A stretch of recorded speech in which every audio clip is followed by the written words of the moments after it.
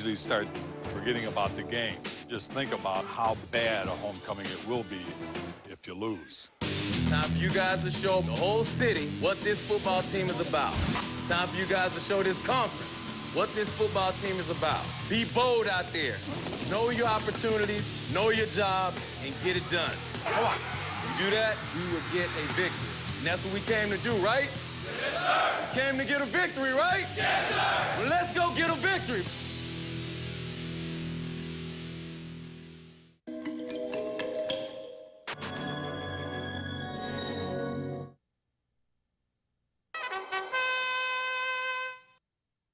And we welcome you to Bobby Bowden Field, Doak Campbell Stadium, Tallahassee, Florida, here in the state capitol with Tim Brandt and Susie Schuster, Mike Tirico. Syracuse, Florida State. Seminoles 3-0 on the year. The Orange 1-2. And of course, you get to see the all-time winningest head coach in major college football, Tim, and Bobby Bowden and Bobby's team, which won the toss and deferred to the second half. So Syracuse will get it first. This is a team 3-0, and they're starting to feel like something's building. Maybe the old guy at age 76 later this year can win a third national championship the next couple. There definitely is a little pep in his step now. You see him in practice, he's bouncing around. He's got a young quarterback, Mike, that he really likes. Drew Weatherford continues to get better. You know, he made his debut against Miami, was a little bit shaky, but he's gotten more comfortable, more confident, and I think that now is all the way through this Florida State football team. We are dialed in on what's going on in East Lansing, and a lot of you were watching the end of that game. We will keep you updated as we go on. But want to get you the kickoff here as that ball goes through the end zone, and the Orange will take over at the 20-yard line. Perry Patterson, the quarterback for Syracuse.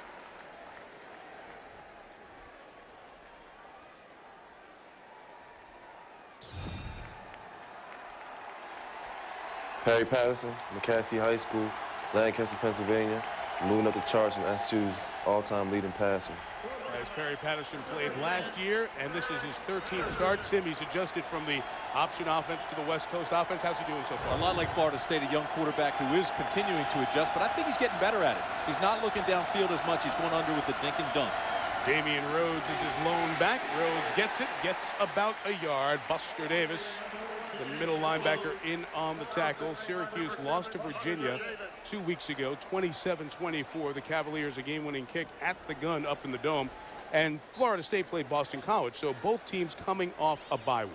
Well, and Florida State is 3-0, Mike, could very well be 1-2 if you go back and look at their games, and it's the opposite for Syracuse. You know, they could very well be 3-0 in the games that they played. They played well. Paul Chiara in there in the backfield as Rhodes comes out and goes in motion to become the receiver on the left side. And Patterson's first throw is almost intercepted. He tried to hit the timing pattern. Tony Carter in there to bust it up as it was intended for Rice Moss. Mike, I will tell you this about the West Coast offense. It is designed to be a quick hit attack where you want to get it to the receiver as quickly as possible, and then it's all yaks, yards after the catch. But if you're going to do it, you better throw it on time. He was late with the throw that time. Carter almost had a gift, a pick. Had he intercepted it, it would have been at 6. Rick Robinson, first-year head coach at Syracuse. 30 years in coaching, so much of it in the NFL as a defensive coordinator. It's the Knowles defense making a statement here early on. 3rd and 10. Four-man rush. Patterson throws incomplete, but his receiver may have been held. Marker comes down as it was intended for Tim Lane out of San Diego.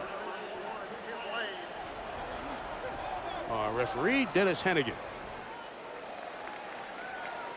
Illegal man downfield. The Seminoles will decline that and get a punt in their hands right away. Ineligible receiver downfield. Number 89 on the offense. Penalty is declined. 4th down. Tom Theron is the tight end. I think it should have been 69, Quinn Ojanaka. Obviously, tight end can go downfield. Willie Reed, back from knee injury, back in the punt return unit. The all-time leading punt returner at Florida State. Brendan Carney set to boot it to him. Carney, a good kicker, lots of hang time. This one is 50 yards. Backpedaling Reed at the 30. Snowed under at the 27. Good special teams play by Tank Jackson. Tenard Jackson, the cornerback. Well, Michigan beat Michigan State 34-31, as you see, and we welcome more of you here to Doak Campbell Stadium in Tallahassee. As Syracuse got the ball first, went 3 and out, and Drew Weatherford, the Florida State offense, on the field for the first time. Tim, so much talked about with Drew Weatherford. How's this quarterback done his first 3 games? He continues to get better and better. He's more comfortable. He's definitely more confident. He trusts his receivers now. He's been working on setting his feet and being more patient, and I think he's doing it, Mike. Love this receiving core. It is young, it's a little green, but boy, is it good. Leon Washington next to him. They'll start 4 wide receivers. The old Charlie Ward offense, and boy, it will work well. First catch to Cody Fagg, takes it to the 35. A gain of 7 off the throw from this first-year Florida State quarterback. Drew Weatherford, Land O'Lakes High School, Land O'Lakes, Florida.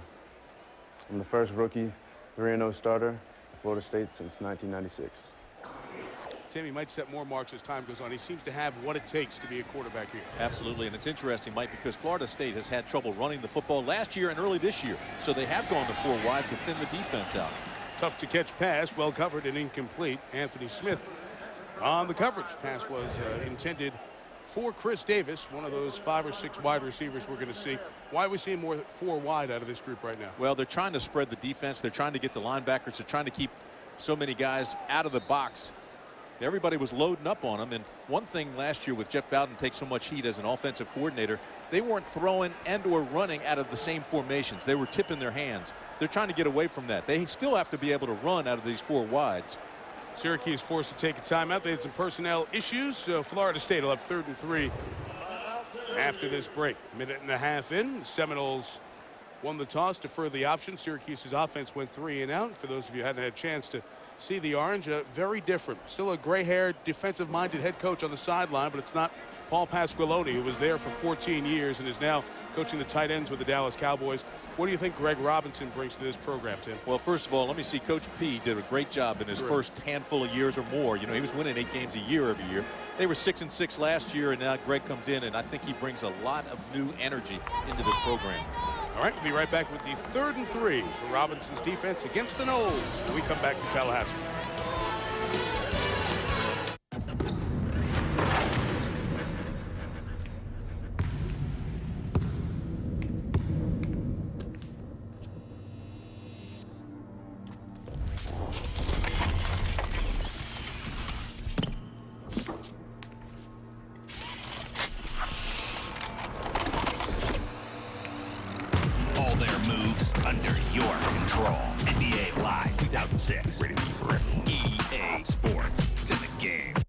With my credit, I never thought I'd qualify for a new computer.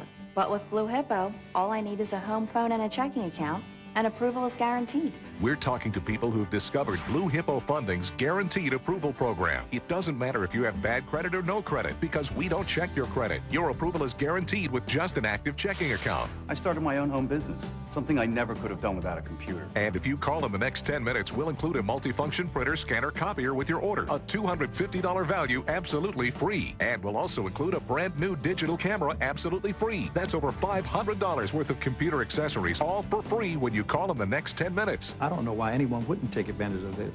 It's a great offer. Mom, can I go on the computer now? Just a minute. This is your chance to get a brand new, brand name computer from Blue Hippo, regardless of your credit. And by calling and ordering now, you'll receive this digital camera and this multifunction printer, scanner, copier for free. But you must call now. Own a timeshare or campground membership? Turn it into cash. Timeshares Only got us our full asking price before our next monthly payment was due. Timeshares Only is the nation's largest, #1 most successful timeshare agency, representing properties from the biggest names in the industry. No one sells more timeshares.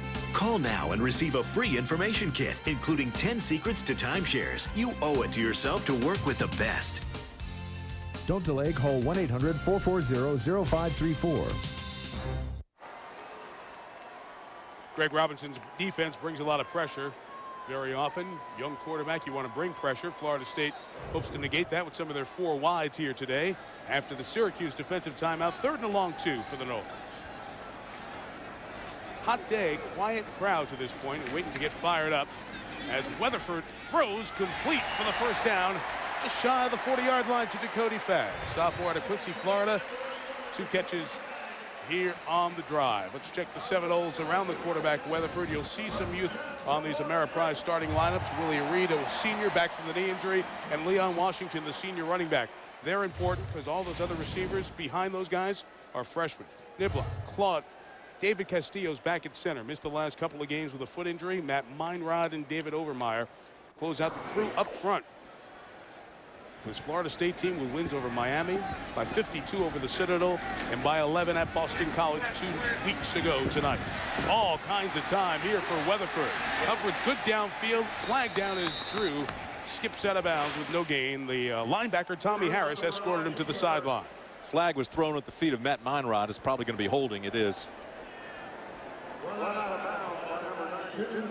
Mike, you talk about all those young receivers. Boy, they want 9 different guys to touch the ball today. They want to distribute the ball and get everybody involved. Holding, number 64 on the offense. 10-yard penalty from the line of scrimmage. Repeat first down. And quick to John Saunders in New York. Well, Mike, in overtime, tied at 31 apiece. Remember, Garrett Rivas had missed the field goal with 39 seconds left that likely would have given Michigan the win. But in overtime, he nails the 35-yarder, and the Wolverines hand the Spartans their first loss of the season. Mike. Well, Garrett Rivas will be welcome back on the Diag in Ann Arbor after he missed the field goal that would have won it in regulation, and the Wolverines hand the Spartans their first loss of the season. After the penalty, 1st and 20, the run for Leon Washington out to the 36-yard line. We'll have 2nd and 14 coming up. Let's check out the people who make up this Syracuse defense. You'll like their ends, Ryan Lacasse and James Weiss. They are speed guys. Both were sprinters in high school. Lacasse has 4 sacks on the season. Saw Tommy Harris make a play already. He's joined by Kellen Pruitt and Kelvin Smith in the middle. He's the top tackler out of Long Island. In the secondary, Tenard Jackson's on one quarter. The coach loves Dwayne Davis, his sophomore, with Smith, the free safety, and Steve Gregory. He was a wide receiver last year, comes back to his home, defensive back. The young man out of Staten Island's made a bunch of plays in this early season. 2nd and 14 for Weatherford. Hit as he threw, incomplete. So Weatherford finally feeling some heat. Anthony Smith bringing it from that free safety spot. Well, 3rd and long coming up. Mike, one of the things we'll look for early, Greg Robinson really does kind of disguise his defenses. They looked like they were in a cover 2 that time, and I think Weatherford really had a tough time reading this thing. He had plenty of time, but then he throws. He doesn't see the safety over top, and he doesn't see the corner underneath. He got some backside pressure. They came on the blitz from behind, and they did that with the safety Anthony Smith. So they continue to disguise things, mix things, and they're trying to make Weatherford a little bit confused. Played well in that Boston College game, especially in the second half, but you have to remember, he is a freshman, and he's seeing NFL-type disguise and pressure here today. 3-man rush, 8 cover. Weatherford's throw was intercepted by Steve Gregory. And the cornerback takes it out of bounds at the 33. The nation's leader in turnover margin, the Orange, get another one, the 11th turnover they forced this season. Forced 5 turnovers against West Virginia alone, which is a good, solid football team. Again, they confused Weatherford. They showed blitz with the linebackers in the middle. They backed him out just before the snap. Everybody drops back into a cover 2. Again, he doesn't read it properly. He throws it a little bit high and over, and there's Gregory with the pick. You're right, Mike. 11 turnovers in the first 3 games and so many minutes of this one. Tremendous defense, opportunistic. Let's see if Syracuse can take advantage of it. He's kind of sleepwalking through the start of this game. It's very quiet here. Maybe the fans' attention has been picked up as Damian Rhodes carries for about a yard. One group that'll pick it up is this Florida State defense. I love this Seminole defense. Well, I agree with you. And part of the problem is for this crowd is Florida State was so heavily favored coming into this thing. But all you have to do is look back to what happened last year up at Syracuse. They almost won, probably should have beaten the Seminoles. They come out here. You're right, this defense is a good one, but you don't like to back them up like this. Florida State's defense has allowed 3 touchdowns in the first 3 games. They had 1 fumble return that the offense gave up. Rhodes probes to the outside. You don't get very far on the outside against these guys. Tony Carter, the corner, sets up 3rd down. Let me show you the people who will be involved for the Orange on offense. You've already met Perry Patterson, the quarterback. Rest of the Ameriprise starting lineups: Tim Lane, the receiver. Damian Rhodes, out of the Syracuse suburb of Manlius. Good running back over his career. Receivers got to step it up. Up front, best of this bunch is Steve Franklin, Quinn Ojanaka. That right side of the line will do the best job with Madison, a freshman, over at that left tackle spot. He'll feel some heat today. This is 3rd and 11.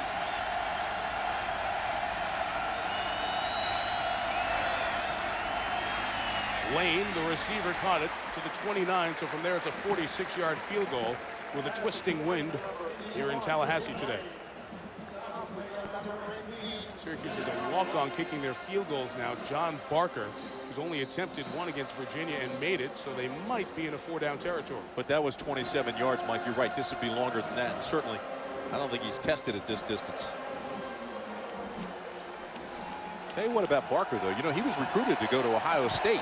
Yeah. And then at the last second, that scholarship was pulled, so he was disappointed and walked on here. He's a quality kicker. They're trying to pick it up. 4th and 4. A safety back, man coverage across for the Noles. Patterson in trouble, eludes, has some room to run, picks up the first down, lost the football, and Florida State comes up with it.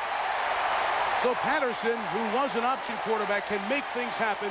Got out in the open field, but lost it, and Florida State returns the turnover favor. First of all, he's a big guy at 6'4", 250 pounds. So he's able to break tackles like this, which he does right there on Willie Jones.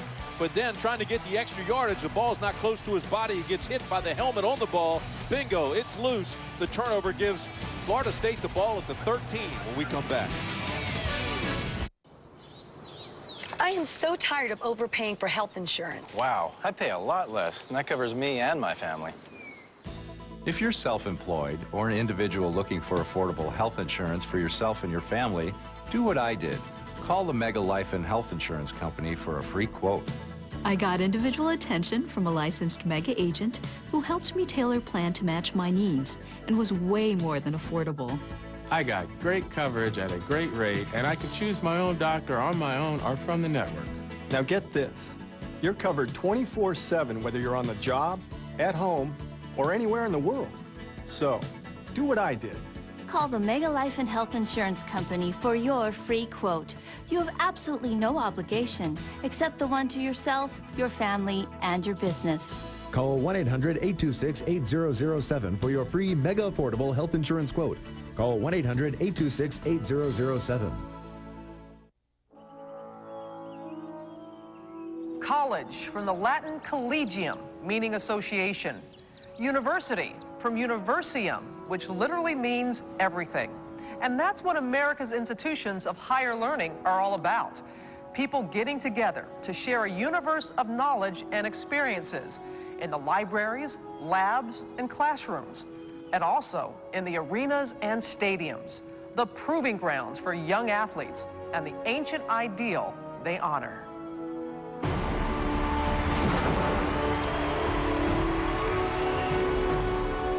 Strip the spectacle away, and you're left with the unvarnished foundation of college athletics.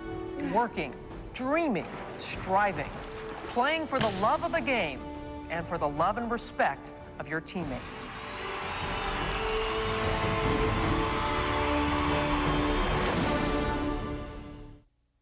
Hi there, I'm Mike Hall here, coming to you from the U. ESPNU is your new home for college sports. We are dedicated to bring you the best and the brightest from a variety of college sports. Due to time constraints, we will return to action immediately after these messages.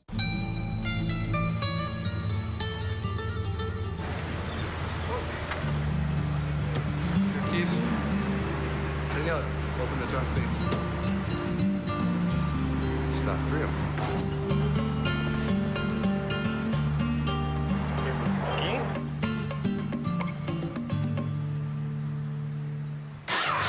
120 not-so-standard features. One all-new German-engineered Passat. If it's played on a campus, it's on ESPNU. That's 3-on-2. Score! He kept his feet going. Touchdown. He's got it! The best college sports action all year long. Oh, to carry it down this rocket! The Denver Pioneers win the national championship. Scores! Here's what's playing tonight at 7 the U. Then college football primetime. South Carolina State meets Norfolk State. ESPNU, always in season. If you're one of the 45 million uninsured Americans who don't have medical, dental, or prescription coverage, you're paying too much on medical bills. Well, that stops right now. Welcome to Prudent Choice. Prudent Choice is a network of premier doctors and hospitals offering huge discounts of up to 50, 55, 60% on health care services, all for less than $1 a day. And because Prudent Choice is not health insurance, there are no deductibles, no waiting period, and you can't be turned down for any pre-existing condition. With Prudent Choice, now everybody can afford quality health care. I'm seeing the specialists that I need to and saving so much money. Prudent Choice saved us almost $5,000. If your family doesn't have health insurance, you need Prudent Choice, so you'll never have to pay full price for your medical care again. Get over $300 in free healthcare services. Call in the next 9 minutes, and you'll also receive an added bonus of 2 months free with an annual membership. And now it costs less than $1 a day to get started. Call now. A couple of defenses that have been stingy so far in the first sloppy 6.5 minutes. No score here in Tallahassee. Sets up a 3rd and long, though, for Weatherford. Drew Weatherford has not been comfortable throwing the ball in this ball game. We kept saying how much more comfortable he's gotten, but so far he looks awkward. James Coleman comes in, dots the I for Lorenzo Booker, and Booker runs it to the left side. Nice cutback, and he will be right at the first down line, depending on the spot. Kellen Pruitt made the tackle. Syracuse was late in flag. pass defense, and there's that late flag that should add to it. And whatever it was obvious because you've got flags everywhere. I mean, come on.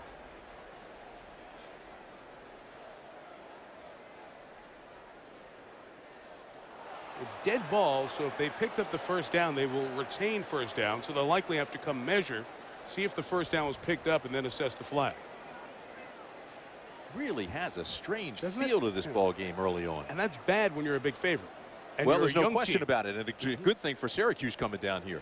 Got a quiet crowd. It's not into it. The team is out of sync. They've got to take advantage of it, though. And if you stayed to watch the end of the Michigan State game before you joined us, it is a hot, humid October 1st down here in Tallahassee. It's been hot and humid throughout this month, so they're short of the first down, so it's going to be 4th down. After the play was over, unnecessary roughness, number 88 on the offense. Penalty is half the distance to the goal. It will be 4th down. Donnie Carter, the senior tight end there. Again, because it's a dead ball foul, Bobby Bowden's team, if they would have made the first down, would have kept it, but now they're going to be forced to punt it away. And somebody ought to light these guys up, get them down on the bench, talk to them, kind of slap them into this ball game. Well, their attention was there for that first game against Miami. As you see them talking to the tight end after the flag. Then the Citadel was, oh, now it's time to breathe and we can throw the ball and everybody can get their feet wet. All of a sudden that game was close in the first half and they pulled away in the second half. And then the bye week last week after Boston College, and so it's always difficult to come back from a bye week when you really haven't been playing. Chris Hall, the punter, to kick it away. It's a nice one. Steve Gregory is back. The kick is 50 and Gregory snowed under and he lost the football. Florida State has recovered. It was Buster Davis, the middle linebacker. Penalty marker down as well on this one. That is back at about the 30-yard line. So let's check that. It's against Florida State. Wow. Fred Rouse, who has done just a tremendous job in special teams this year, he was the one down there. He's been a phenomenal punt return man this year. Rouse showing a receiver making a big hit. Forced it free. Mike, I'll tell you, it's great to be a high-risk return guy, but you also have to know when you're being covered, you've got to call the fair catch and concentrate simply on the football. They can't hit you until you have the football. Illegal block in the back. Number 14 on the kicking team. Huge break. Penalty is half the distance to the goal. Repeat 4th down. Matt Henshaw, the other tight end. So the tight ends meeting will be wonderful tomorrow. Back-to-back plays by the tight ends have forced Florida State away from not only a first down, but good field position. Well, you don't have to be a Phi Beta Kappa to know that Florida State has better athletes and more of them. And that's why they were favored coming into this ball game. But Syracuse is having its opportunities early, and it's a solid football team with a lot of talent on its own side. So what they have to do is capitalize on this, and so far they've been unable to do it. But Gregory's going to be standing at the 45. He's going to have great field position for Syracuse when they get the ball back. But he's got to catch it, secure it, and then advance it. The wind is swirling here, and what did I tell you when I came up from down in the field a little bit ago, that I didn't see guys struggle as much catching punts on a beautiful day in a long time as I did pregame. Absolutely. That's part of the issue here. See the flags up there over his shoulder, top left. It's swirling. Flag down this time at the line of scrimmage. Gregory will let this one bounce, and it will work out well for Florida State. Gregory saying, I don't want any parts of that football. Kicks 49, but let's check out this flag. Can we send everybody back inside? Bring out Chief Osceola, Renegade Restart. again. Light the spear and let's go.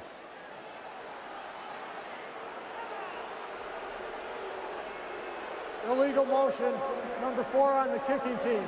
Penalty is declined. First down. Kenny O'Neill started dancing up to cover the punt there.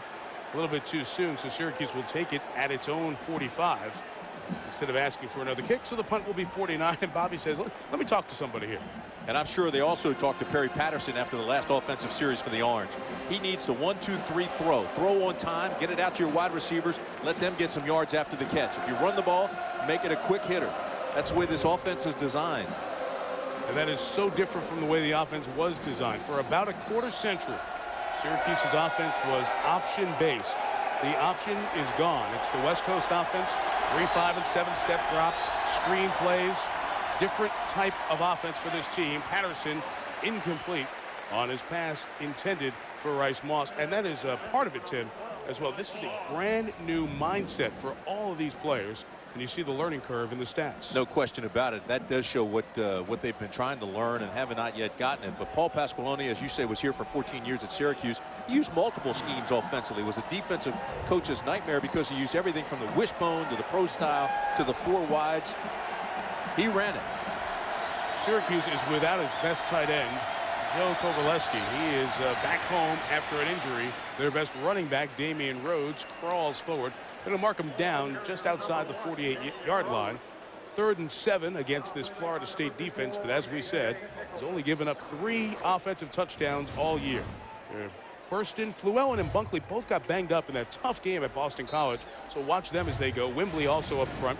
Ernie Sims, Buster Davis, A.J. Nicholson, National Defensive Player of the Week. 19 tackles in the game against BC.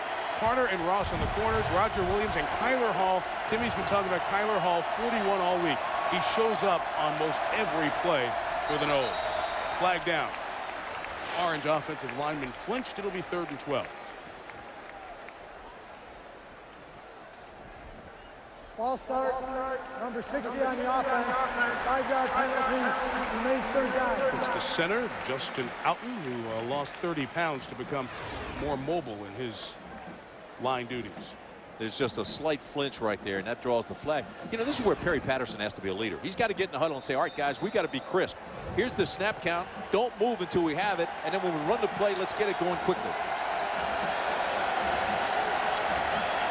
Syracuse's biggest offensive problem right now, they don't have playmakers at the wide receiver spot, so they run their best playmaker, Rhodes, who is snuffed out by Broderick Bunkley, one of those nose defensive tackles we talked about, and that will force a 3-and-out in the Syracuse punt. Well, you look at Bunkley and Fluellen, and then you got Buster Davis and Nicholson at linebacker, and you got Watkins, the free safety, and Hall who attack you from the strong safety. Tough to run against Florida State. So Syracuse to punt it away, and there's Rouse, the man who made the big play covering. It was a shock. It was like a linebacker hit, yet it was Rouse who can do so much, sometimes frustrating the coaches. Waiting the punt from Carney. Good kick, 47 yards, and here goes Rouse from the 9. With a burst out to the 22. He gets 13 yards just like that. Jameel McClain on the tackle. Bobby Bowden, head coach for the 461st time. Here he was, mic'd up pregame. Slow down, baby. Everybody together. Everybody together all day. Ready? Bring out. Hey. Hey. Oh, let's go do it. Let's go do it. Coach, does it bother you after we get through warming up if we come out here and jump on that thing? Some people don't like it. I ain't going to do it if it isn't. Oh, no. Ain't gonna bother. Okay. Sportsmanship to the max, Bobby Bowden. That's pretty neat. You don't hear guys do that very often. I love it. From the 22, here goes Weatherford. They start the toss. Leon Washington.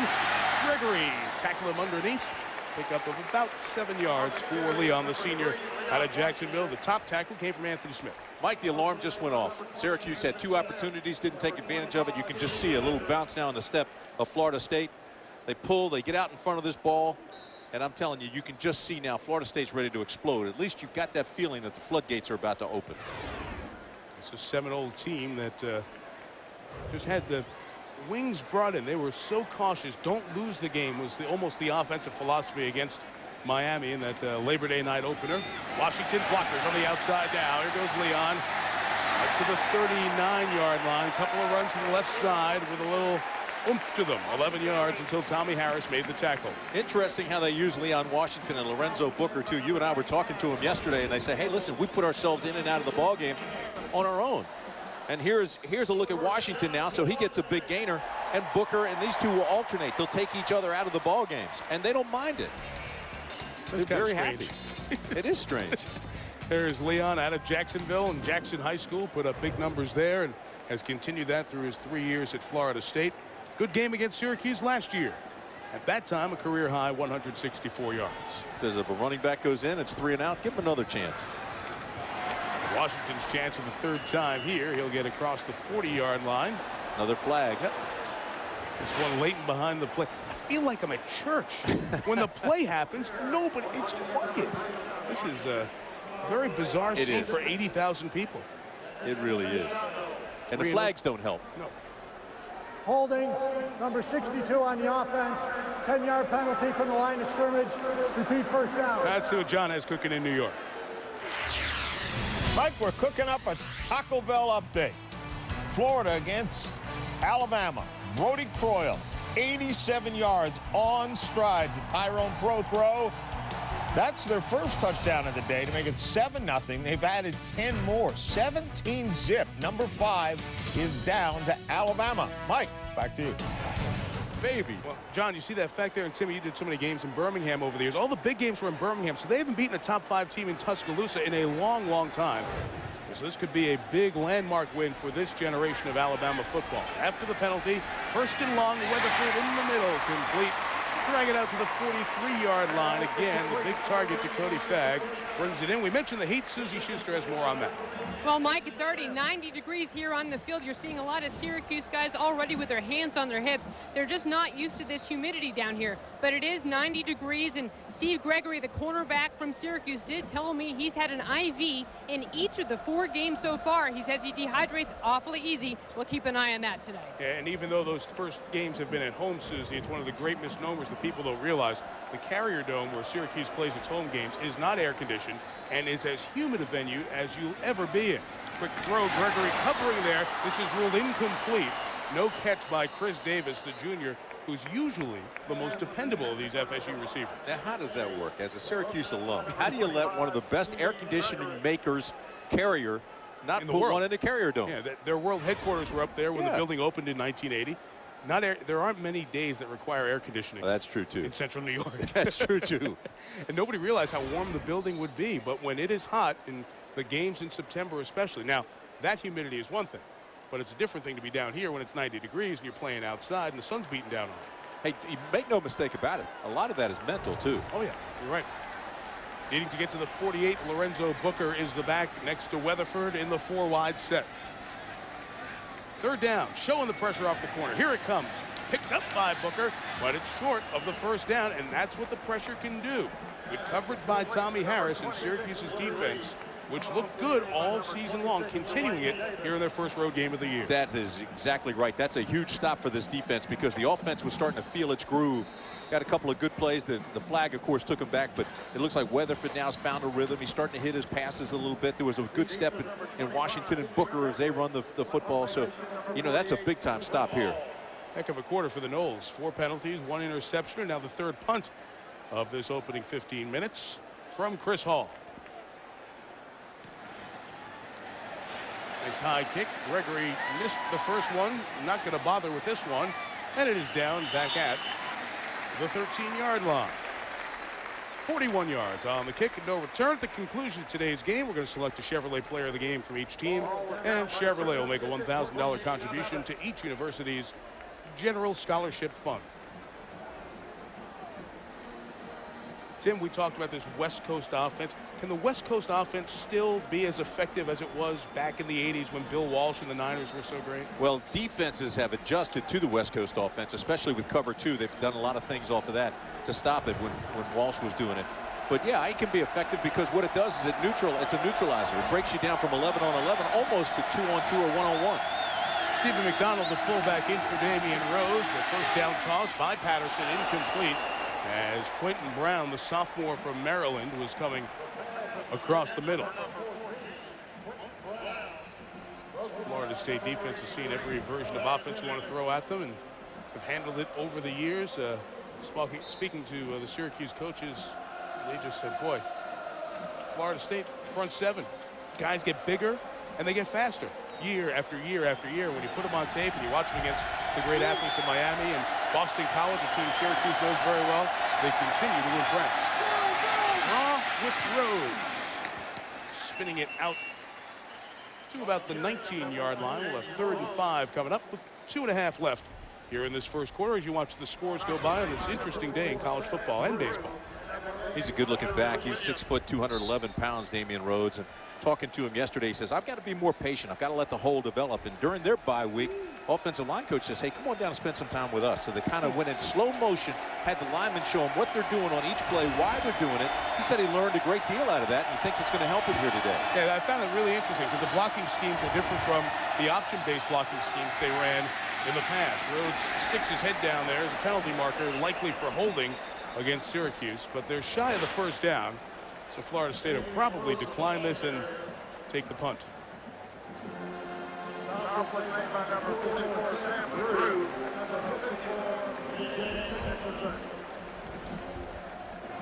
Neffy Moffitt in the game, 59, had good penetration. Holding, number 69 on the offense. Penalty is declined. 4th down. And I think Neffy's good work forced the hold by Quinn Ojinaka. That'll force another punt.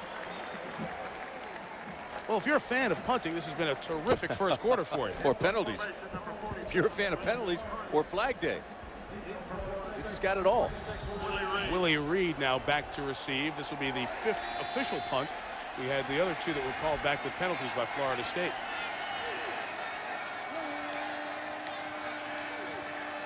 Brandon Carney, the junior out of Pennsylvania. So a good rush up the middle, but gets it away. 44 yards on this. So let's see what Reed can do. Working up the sideline.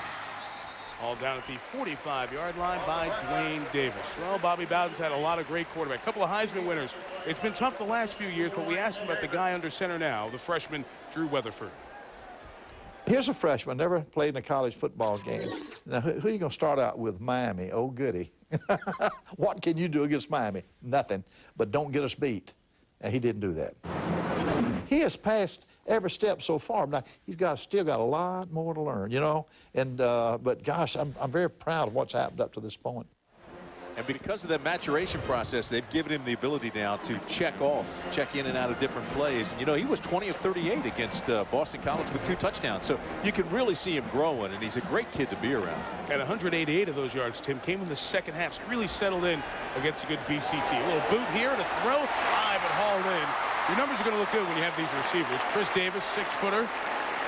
Out of St. Petersburg, brings it down in Syracuse territory. A gain of 12 in front of Steve Gregory at the 43. But you can tell how good Weatherford's going to be. I'm telling you, he just on the waggle now. He sees he's got the crossing guy. Here comes Davis 5 all the way across the field. Throws a little bit high and behind him, but even on the waggle, running away from his strength, he squares his shoulders and throws a pretty good pass. Because of the expectations and the talent around and all the buzz with Florida State, you almost have to keep reminding yourself, freshman, 4th game. His first road game was last week. He's really learning things. Looking for the shot down the middle again. It's almost intercepted and right into the hands of Reed for a touchdown. Steve Gregory had a pick. He handed it right to Reed, and Florida State scores first. Welcome back, Willie Reed.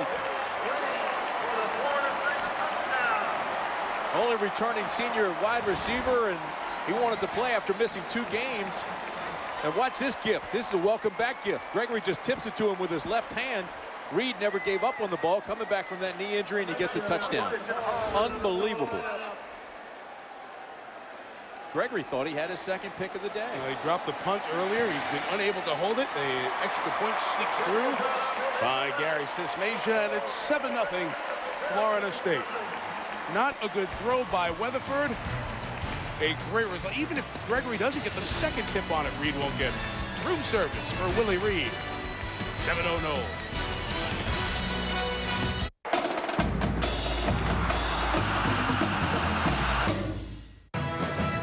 People have been waiting for this game for a long time. marching band is here as well. Coming up on the countdown kickoff radio show.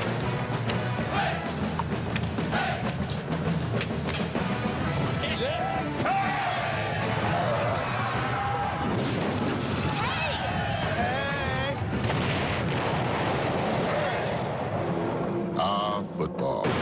Are you in good hands? Own a timeshare or campground membership? Turn it into cash.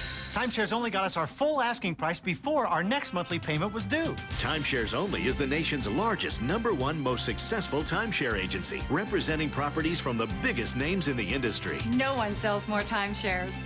Call now and receive a free information kit, including 10 secrets to timeshares. You owe it to yourself to work with the best. Don't delay. Call 1-800-440-0534. College from the Latin collegium, meaning association. University from universium, which literally means everything. And that's what America's institutions of higher learning are all about. People getting together to share a universe of knowledge and experiences in the libraries, labs, and classrooms, and also in the arenas and stadiums, the proving grounds for young athletes and the ancient ideal they honor.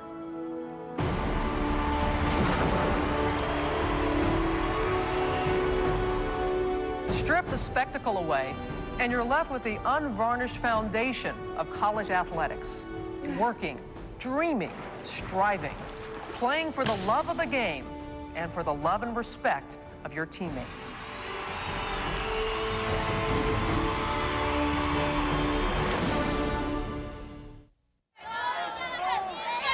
Tim said, welcome back, Willie Reed. He does come back with his first touchdown of the year. Steve Gregory, a victim of having too much hand-eye coordination. And there's a former receiver, too, as you know, Mike. If he doesn't keep that ball alive, if he doesn't tip it, Willie Reed never gets it. So Sismasia now kicking. Kareem Jones, along with Curtis Brinkley, back to receive. Brought back from the 5 by Jones. The ball free. Seminoles have it again.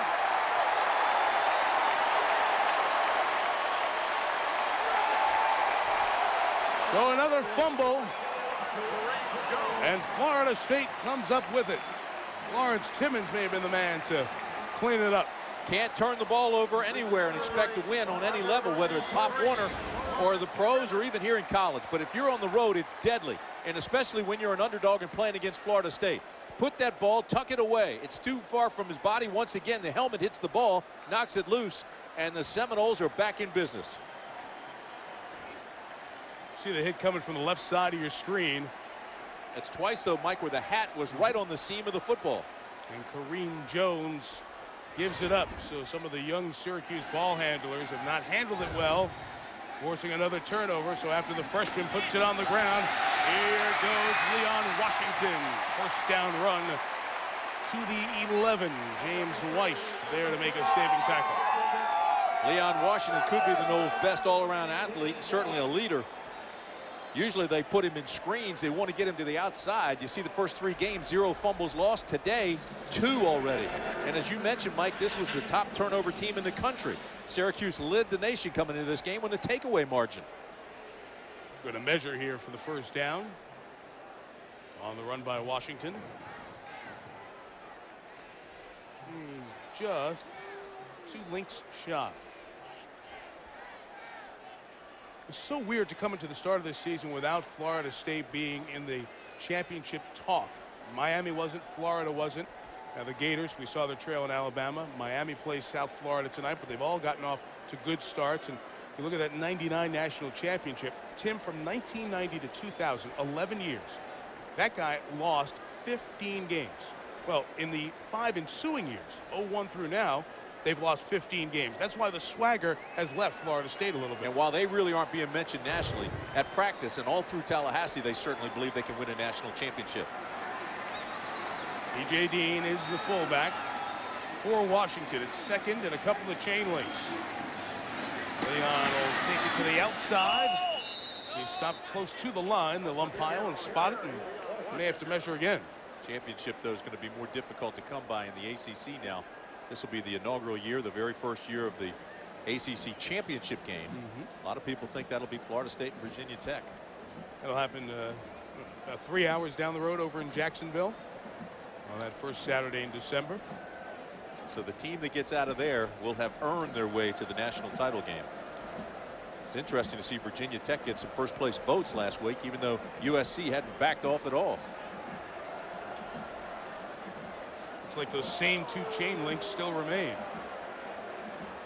You're right, that did surprise some people in the coaches poll. Virginia Tech getting a first place vote. They were a solid number 3 in both polls and will not go down after beating West Virginia by 17, one of the 2 matchups of the ACC and the Big East here today. I'm one of those guys, Mike, when it is that short, I don't like to take a step backwards. Keep everything going forward. Just let that quarterback get the snap and follow that center up for the first down.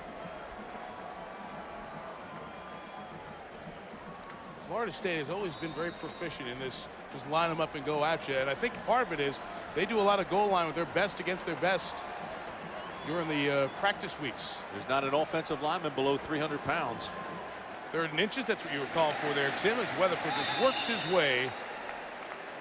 Kind of body surf across that pile and get the first down. Talk about the offensive line, how big they are. Mike Overmeyer was listed at 299. Right. I asked the coaches, is he really 299? I said, no, he had a big meal last night. So everybody's over 300. Florida State picks up that first down. They are taking control of the game here a little bit. As you look at the surge move to the right as you watch there. And we're at the back end of the first quarter. The Noles could not get that running game going against BC, so Florida State started with 4 wides. They found something Weatherford was very comfortable with, but that didn't work at the beginning of this, so they went back to bang football. Final play of the quarter, pitch to Washington. Slowed up, 2 pass him by. Leon keeps his balance to take a loss of 5, so a gain of 2 as our first quarter comes to an end. Ryan Lacasse over there defensively for Syracuse. It was a sloppy quarter. Florida State finally taking hold. They get a touchdown to Willie Reed. To play professional volleyball, you better be in great shape. To play at age 41, you better be in the best shape of your life. How do I do it? Bowflex. Introducing the all-new Bowflex Extreme 2.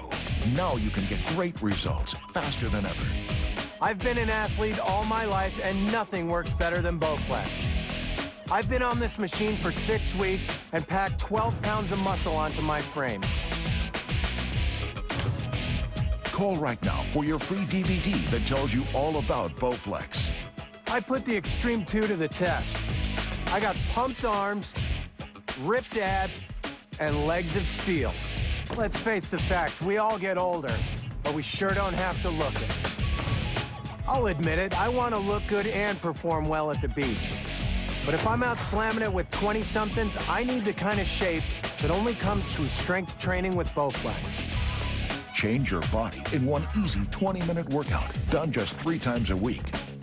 The new Bowflex Extreme 2 features a no-cable change pulley system, delivering faster workouts than ever, because you don't have to change cables between exercises. That cuts down on my workout time, which allows me to do more of the things that I want to do. If you're serious about losing weight, getting fit, and getting in awesome shape, then check out the new Extreme 2.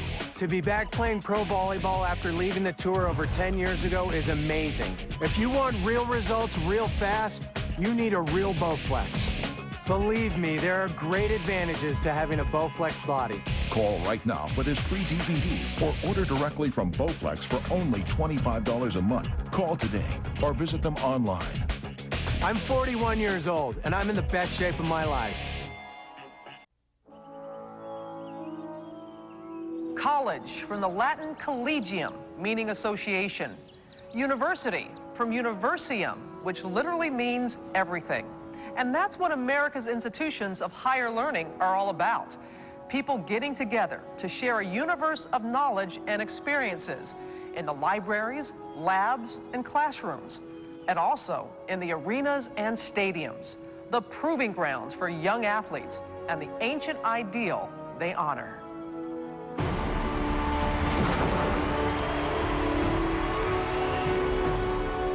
Strip the spectacle away, and you're left with the unvarnished foundation of college athletics.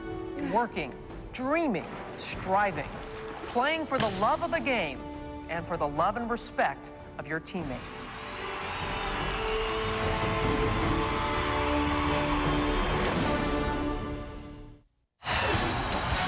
You're watching college football on ABC Sports Championship Television. With Tim Brandt, Susie Schuster, Mike Tirico, quarter number 2 getting set to start. We want to remind you that after this quarter, Valvoline halftime show, John, Craig, and Aaron have the highlights and analysis, plus Aaron Taylor hits the streets to get the New Yorkers' point of view on college football. A dangerous prospect, Aaron, walking the streets of New York with a camera, but it's coming up, Valvoline halftime show. Florida State up 7-0. 2nd and 9. Weatherford, 4 options to throw. Out of the backfield, Booker goes down to the 3-yard line to begin this quarter in front of Anthony Smith, the free safety out of Hubbard, Ohio. If you're just joining us, 7-0 Florida State, and a sloppy first quarter on both sides, Timmy. Really was. There were 2 turnovers for Syracuse and 1 for Florida State. Should have been 2. Gregory almost had Weatherford intercepted, and then he tipped the ball to Reed. That was their only touchdown. Here's the pass to Booker. Booker's the 3rd leading receiver on this team. All high percentage stuff. They slide him out of the backfield. He's a good receiver. His 9th catch of the year, and he's down inside the 5. Seminoles need 2 for the first down, 3 for the touchdown. Booker and Dean are the backs. Got a size advantage at receiver. They'll run it with Booker up the middle. He'll have the first down. He's going to be just shy of the touchdown. But it will be 1st and goal for Florida State.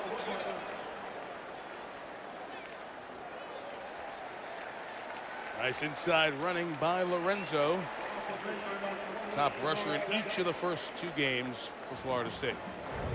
Mike, they had 8 guys in the box that time to go ahead and try to stop the run. Look at all the white jerseys in the box right here, and you say, wait a minute, that's set up to stop the run. And yet look at the blocking. Everybody's got a hat on them. Florida State executed that play, almost scored, but I mean that was against a run defense and they still were successful. B.J. Dean, the fullback, got the key block to get the first down, and they'll go power to the right side and not in.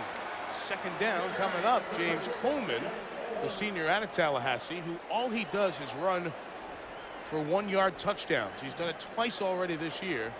He has 6 1-yard touchdown runs in his career. Again, they had 8 guys in the box set up for the run. Here it comes. Gets right down to the goal line, but they stand him up, and now watch, they pull him back away from the imaginary line. It was never broken, although it was mighty close. Woo.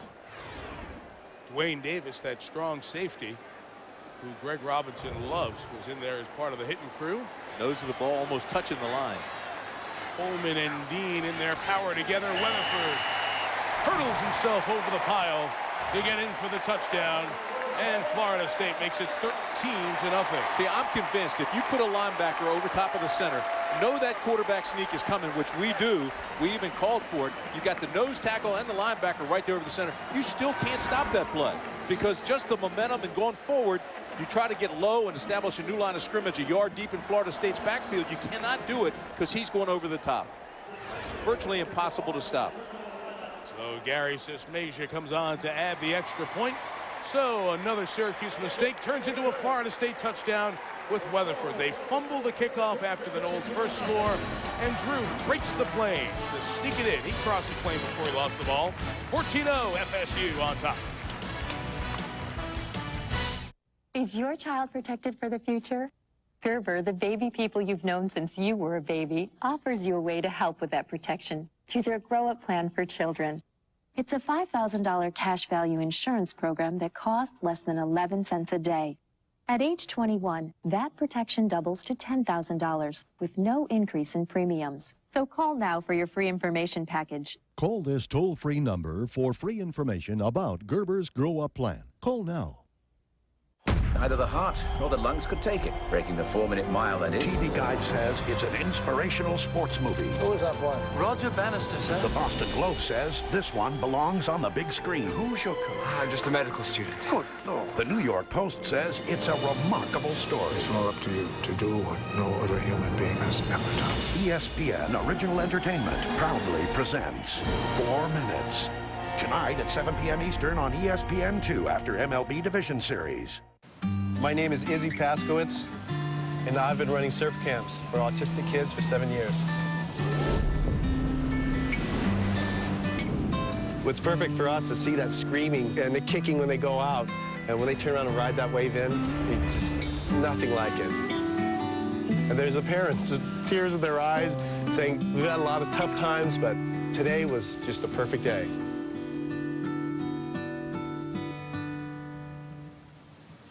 Last season, millions of fans fell in love with the Contender. Now, ESPN presents a rematch of their championship war. Sergio Mora defends his Contender belt against Peter Manfredo Jr., plus an undercard featuring Alfonso Gomez, Jesse Brinkley, and Anthony Bonsante. Their stories touched our hearts. Now they fight for their boxing future. The Contender rematch live Saturday, October 15th at 11 on ESPN. Hi, I'm Mike Hall, coming to you from the U. ESPNU is your new home for college sports. We're dedicated to bring you the best and the brightest from a variety of college sports. Due to time constraints, we now move ahead in the action. Drew Weatherford on the bench for this series. Xavier Lee on the field for Florida State. There are Weatherford's numbers inflated by the 43-yard gift, the Willie Reed touchdown that Steve Gregory should have intercepted and then tipped right into the waiting arms of the senior receiver. All part of the growing process, and we're seeing the same with Lee. 3rd and 14th for Xavier. Throwing deep downfield for Chris Davis. Beautiful catch at the 20. A gain of 56 yards. It's not how strong your arm is or how far you can throw it. It's when you release it. And boy, he released this one perfectly. He let Davis run under it. Just watch the spread and the layout by Davis to get this ball, and there was plenty of air under it. Lee allowed him the opportunity to make the catch, and on his fingertips, great concentration, pull it home. That is spectacular. How about the throw? I mean, put plenty of air under it, let him run to it. Nice when you have one of those guys who can run under it, isn't it? A great layout job by Davis. Booker is the running back, and here's Lorenzo. Trying to pop it to the outside. He'll just get a yard, if that. Maybe nothing on that one. Chris Davis, the most dependable receiver. 9 catches against the Citadel, expected to be the top wide receiver. And when you put Davis, now a healthy Willie Reed, to Cody Fagg with 3 catches there in the first quarter, and then all the young speed of Fred Rouse and Rod Owens, and Kenny O'Neill, and Greg Carr, you're going to see that passing total be very high for Florida State over the next couple of years. Chris Davis has 2 catches here today, but he averages 14 every time he makes a catch. He's that spectacular. Officially no gain. 2nd and 10. Play action. The fake to Booker. The throw is incomplete. And let's check in with John in New York for an update. Mike from the SEC, Florida and Alabama, and Brody Croyle continues to have a terrific day. Hooks up with Keith Brown here, who does most of the work, 65 yards. You see the speed for the touchdown, and Alabama's lead over Florida is now 24-3. They look to hand them their first loss of the season. Mike, back to you. John, shockingly, Bud, when that score was put up at 17-3 here on the board, it was one of the louder roars here this afternoon. Wait till they post 24-3 the next time the action stopped. Obviously, nothing better for Florida State fans than a Florida loss. Here is Lee. The throwback, it is almost intercepted as deflected out of the hands of Booker. Kellen Pruitt was closing in on the running back. Boy, he read that thing from the get-go. He knew that play was coming. That is work that they've done all week. That shows you a guy that's been watching films. But watch 41. Make the read, make the reaction, get up and make the stop. Nicely done. Oh, Pruitt, he saw it coming, and he made the stop. So Sismacia is going to try a 47-yard field goal with Chris Hall as the holder. And Gary knocks it through. That is the career long for Sismacia, who made a 46-yarder against the Citadel earlier this year. This baby just splits the sticks. I mean, it is right down Main Street. He's now 4 for 5 for the year. Gives him 3 more. Where he makes his mistake is that he doesn't protect the ball. It's pure fundamentals. Watch right here. He got sloppy. Here, right here, that's where he loses it.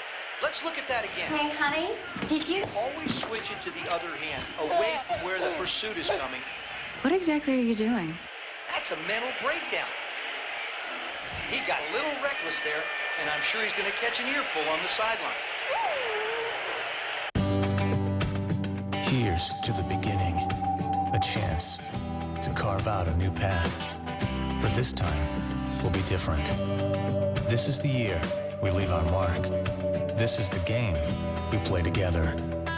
This is our season. The colors change, the fires burn, and the possibilities are endless. The NCAA Championships on ESPN. I am so tired of overpaying for health insurance. Wow, I pay a lot less, and that covers me and my family. If you're self-employed or an individual looking for affordable health insurance for yourself and your family, do what I did. Call the Mega Life and Health Insurance Company for a free quote. I got individual attention from a licensed Mega agent who helped me tailor a plan to match my needs and was way more than affordable. I got great coverage at a great rate, and I could choose my own doctor on my own or from the network. Now get this. You're covered 24/7 whether you're on the job, at home, or anywhere in the world. So, do what I did. Call the Mega Life and Health Insurance Company for your free quote. You have absolutely no obligation except the one to yourself, your family, and your business. Call 1-800-826-8007 for your free mega affordable health insurance quote. Call 1-800-826-8007. Greg Robinson knows the NFL, knows Monday Night Football, knows big games. His teams have been in big spots before. He is encouraging, imploring his guys to play hard. We can still beat these guys. Greg's positive energy and intensity really what defined him in his days as a defensive coordinator with the Denver Broncos, the Kansas City Chiefs, and he's really brought a very positive attitude to a Syracuse team that's overmatched here this afternoon against the Noles, down 17-0.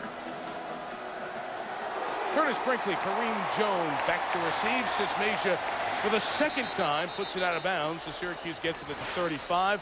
Under the gun and under a very bright light, Susie Schuster. Well, Mike, the home field advantage for the Seminoles is downright outwardly outrageous. It is 90 degrees on this side of the field for the Syracuse side. Sorry, it is 100 degrees. It is 90 degrees on the other side. So the Seminoles are basically basking in the shade. These guys are in straight sun. They've gone through twice as much water at this point of the game that the trainer said that they've gone through all year long. Dwayne Davis, their starting safety, looked like he was about to throw up, Mike. Steve Gregory was fighting the heat there. He was off that last series. And most times you'll see the home team on the far side of the field. And we'll show you the reason why in a second. But in Florida, obviously your early games, especially get some out-of-conference games. Put those guys in the sun. Take the advantage of the press box and the shade. Patterson tries to elude Nicholson, tries to throw it away. There's a receiver over there, so it will not be intentional grounding. And to me, it's kind of that smart thing. People always thought that the coach would get on the air and your players more if you're on the opposite side, away from where the cameras are. Florida State, obviously, take advantage of the shade here. Put the other guys in the sun. We train in it all year.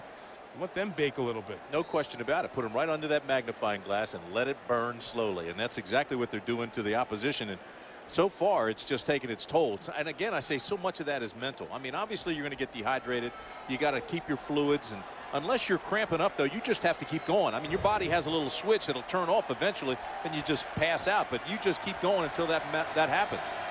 Stephen McDonald, the fullback for Damian Rhodes from the 35. Here is Patterson. Down again. Loss of 8 yards and unable to pull the trigger on these throws. Roderick Bunkley and Buster Davis on the tackle. Oh, I'm going to get that. I'm just sitting here. I heard you. I can't believe I said that because that's Jerry Claiborne used to say that when I was a player all the time. And I can't believe I'm repeating it because I never bought in then. First sign of age. He's just repeating what your elders say, right? Exactly. He used to say your body has a built-in little gauge. It'll turn off when you've had enough. Because until that point, you push it. You just keep going. But a lot of it is really mental, as long as you keep hydrated. Part of it, the plays that are being run in the time of possession. Syracuse's high-intensity defense been on the field a lot. Patterson can't pick up a first down. Just threw an interception. He made an ill-advised throw, and Kyler Hall, the rover, was sneaking around as the pressure was coming from the other side.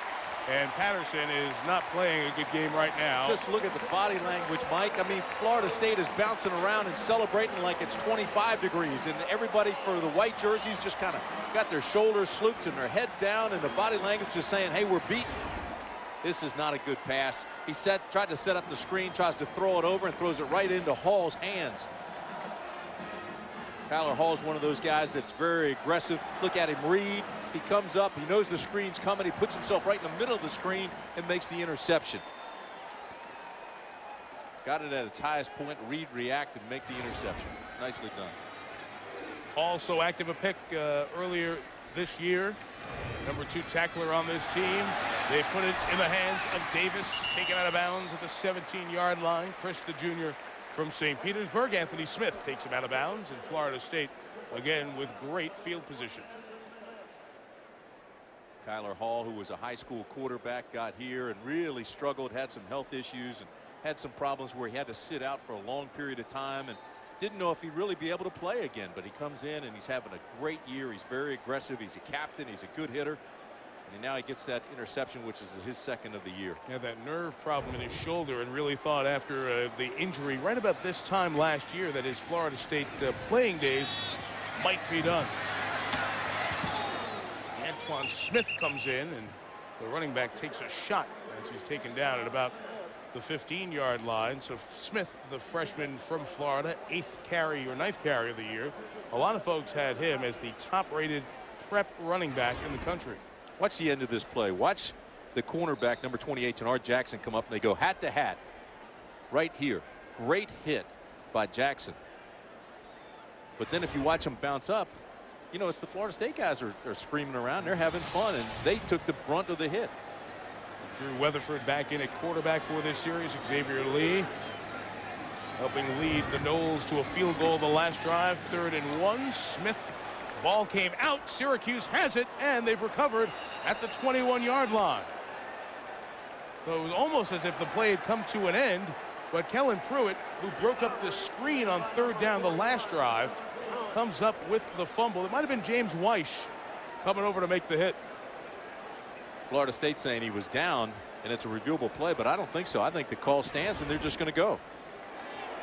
Here it is again. Take a look at it. Ball's out before his knee hit the ground, so it's a good call, or a good no call. Weish has his hand on it. The fans are booing, and they will boo at every opportunity when they see a replay. It's very, very close. They should stop the game and look at it. We'll see if they buzz down to one of the officials who wears a pager to know if they should look at it or not. They don't, so the play will not be reviewed. Here is Rhodes for no game. Florida State fans are very sensitive. They felt that Lorenzo Booker had a touchdown last week at Boston College.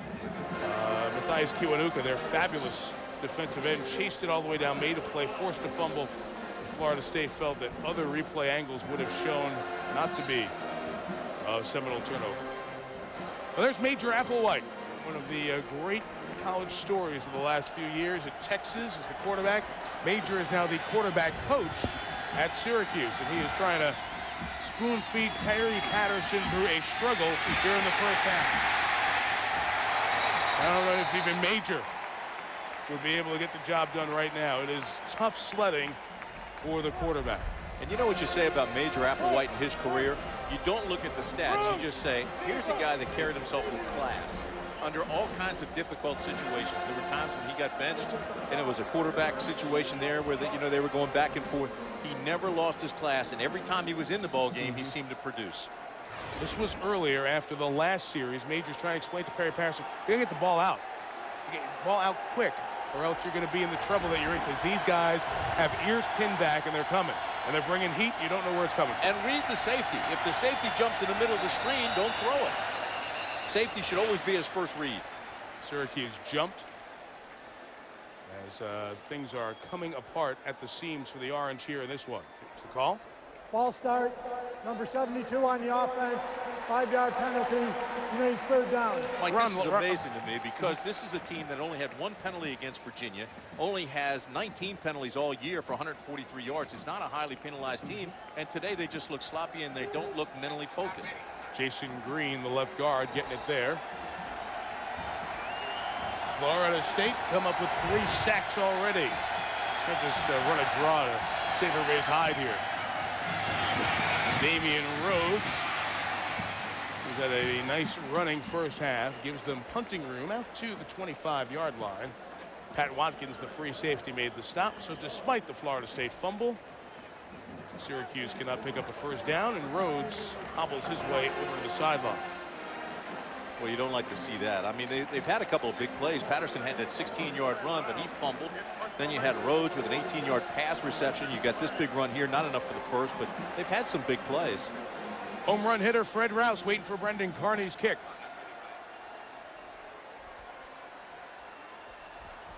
Florida State started coming. Syracuse moved, and we have another penalty marker down. It is 4th and 6.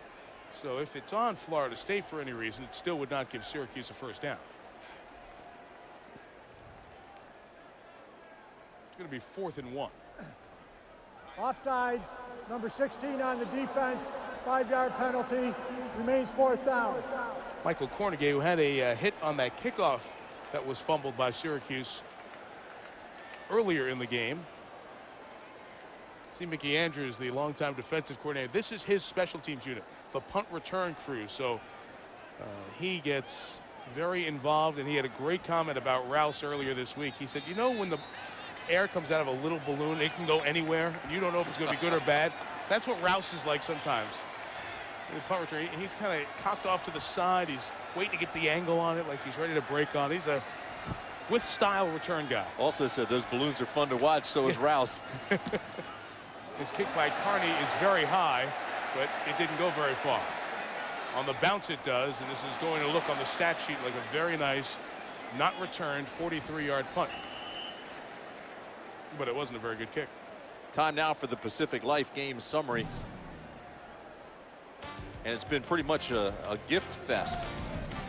How about this? Weatherford has it almost picked off, but instead Willie Reed gets it, and Willie Reed takes it in for a 43-yard touchdown. Then you had the 1-yard touchdown run by Weatherford for the quarterback sneak. And 3 Syracuse turnovers have certainly been the story. Here they throw it into the screen, and Kyler Hall makes the pick. And that's why, right now, it's 17-0 Seminoles. Syracuse had turned it over 12 times or 2 times, excuse me, in the first 12 quarters. And they've turned it over 3 times here in the first half. So Weatherford back. We had one series of Xavier Lee led to a field goal. And Drew back to work. He's looking for the deep ball. He was hit as he threw, and the pass is incomplete. Eyeing Matt Henshaw, his tight end, but because he was being hit, Jerry Mackey came in to put the pressure on. Couldn't step into the throw. Interesting player, 6'3", 221-pound quarterback. Has the ability and the green light to check off plays. You know, he was trailing 17-14 in that fourth quarter against BC, and he hit 8 of 9 passes for 56 yards and a touchdown to rally the Noles. And I think that helped really grow him up. And here he is now 8 of 12 in this ball game. After the incompletion, we have 2nd and 10. Here's Washington and Booker, the 2 running backs, in the backfield together. A little bit of this look, picking up the blitz as Weatherford is chased. He was on his way down, and if they review that, that'll be a sack back at the 17-yard line. I believe Kelvin Smith was putting the pressure on. I think Weatherford's knee was on the ground as the ball was thrown. Let's take another look at it. We'll see if you're right. I mean, he obviously has the knowledge that the tackle box is there. He gets out of the box, so if he does get rid of it, it's a good play. Yep, and I think it was away. So that's a smart play by Weatherford. He got it. Self flag, throw a flag on myself. Just fit with the way the game's going. Kelvin's out of New Hempstead, New York. The Long Island area has been very good for recruiting for Syracuse for many years. 3rd and 10 for the Noles. Florida State's rolled up 208 yards of offense. Weatherford flushed again. He's got room to run on this side. Can he get the first down? Now he's going to be a couple of yards shy. James Weiss, I told you the defensive ends were sprint champions in their respective states. Ryan Lacasse in Massachusetts, Weiss on Long Island in New York, and those 2 guys can chase you down off the end. I thought it was interesting when Greg Robinson said both of those guys he thinks are pro prospects. Both can play at the next level, play in the show. And if there's a guy that knows that, it's Greg Robinson, who's been up there and you know, coached in Super Bowls and obviously knows what it takes to play at that level. Yeah, that big old Super Bowl ring glimmering on his hand, winning 2 with the Denver Broncos. J.J. Beadle is back deep to receive this punt. Gregory had trouble catching one earlier. That was a mistake by Beadle, not calling his fellow players away. It'll be down at 29-35 on that punt. How about the Aflac trivia question? When was the last time Florida State had a 1,000-yard rusher? We're talking Florida State, the school that in its first year of football had Lee Corso as its leading rusher in a single season. He didn't have 1,000 yards. He had 445 yards. But who was the last Nole to run for 4 digits? I know this answer, and it surprised me when I saw it. Why do you always know these answers? Because they slide them under my door. We're gonna get Friday some nights. We're gonna get some weather stripping. Close those doors down. Not let those answers in. We'll have more fun with the trivia. From the 29, Patterson back to work. Syracuse has been awful on offense thus far. High throw, incomplete. 6 garnet shirts, 2 white. You know, one of the 4 don'ts of the kicking game is don't let the ball hit the ground. And since Gregory took that hit early in the ball game and fumbled it away, they've let every punt hit the ground. Nobody's fielding a punt. Then on first down, you come and you say, okay, I feel the pressure. I'm just going to throw this thing away. And he threw it into coverage. He's lucky that didn't get intercepted. This is possession 8 for Syracuse, Timmy. They have 2 first downs. The fake of the run. Patterson on the run. Absorbs a huge hit. The ball comes out. The line judge says he was down at the 33-yard line. Only would have gained about 4 yards and gained 1 big headache thanks to Marcelo Church. What a hit by the backup weak side linebacker. Derek Nicholson, AJ's younger brother, came out of the pile with the ball and wanted to know why it was whistled dead. Well, we'll show you right here. Here comes your quarterback. Here's Perry, puts his head down. His butt hits. That means it's a dead ball. It's down right there. Then the ball comes loose, and there's Derek pulling it out of the pile. Perry's a big guy. He can absorb some hits at 6'4", 250. But Church at 230 in his own right. Saw Syracuse 0 for 7 on 3rd down. They're able to pick one up here on the pass to Rice Moss, the sophomore out of New Bethesda, Maryland. Went to Georgetown Prep High School. Able to move the chains. Right around the corner from me. Georgetown Prep, one of the, you know who went there? Billy Bidwell. Oh, really? Yeah, Georgetown Prep. You know, this is supposed to be a 3-step and throw. It doesn't seem like it's happening in a rhythm. It's taken too long to develop. I mean, when Bill Walsh was working with the Cincinnati Bengals, or working for Paul Brown, the reason they came up with this, because Greg Cook got hurt, Virgil Carter came in, and they didn't think he could throw deep. So Walsh came up with this offense that was 3 steps and bang, just get rid of it. If you can throw it 5 yards, you can make this offense work. And that was the beginning of the West Coast offense. That's the way it's supposed to be working, but here it's too slow. It's not developing quickly enough. Thinking as opposed to doing, and when it becomes first nature, it becomes more effective. Why don't we, during this called timeout by Syracuse, sneak in our Aflac trivia question. When was the last time Florida State had a 1,000-yard rusher? We do have to go back a ways, even though the Noles had a national championship in 1999. 1996, Warwick Dunn, not only one of the great Seminoles, but one of the great citizens of all athletes who are doing it for a living right now. 1996. And you've got to admit, it does surprise you. Although Warwick Dunn was one of those guys that had that low center of gravity, had tremendous explosive speed, and he just had terrific balance where he could get hit, and he would never take the full hit. And if you look at him, he just outruns the defenses every time. But it does surprise you a little bit when you think of the running backs that they've had and the offensive talent that they've had, and they haven't had a 1,000-yard rusher since then. Well, after Warwick, it was Travis Minor, whose best season was 923. And then Greg Jones for 3 years was their top runner. He had 938. Last year, Leon Washington had it 951 yards.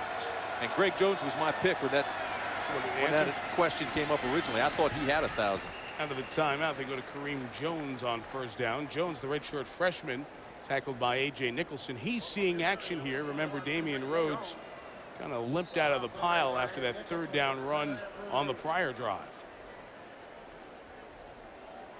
So the redshirt freshman who carried for 58 yards against Buffalo. That game is kind of skews all the stats. There are so many teams right now, Tim. You don't know how good they are because most teams have played a team where they were the better physical talent. He's got to hurry, Mike. He's got 3 on the play clock. Just gets it off. Jones to the 45-yard line. They get the citadel here for Florida State.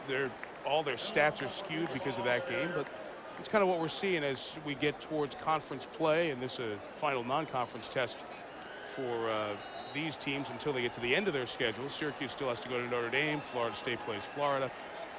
But now we're getting to the teams that you really can say, all right, this is one of the better running teams or defensive teams in the country. You'll start weeding them out. There are still surprises. Vanderbilt was a surprise. I think Penn State was a little bit of a surprise, especially the way they've gone vertical to win those games.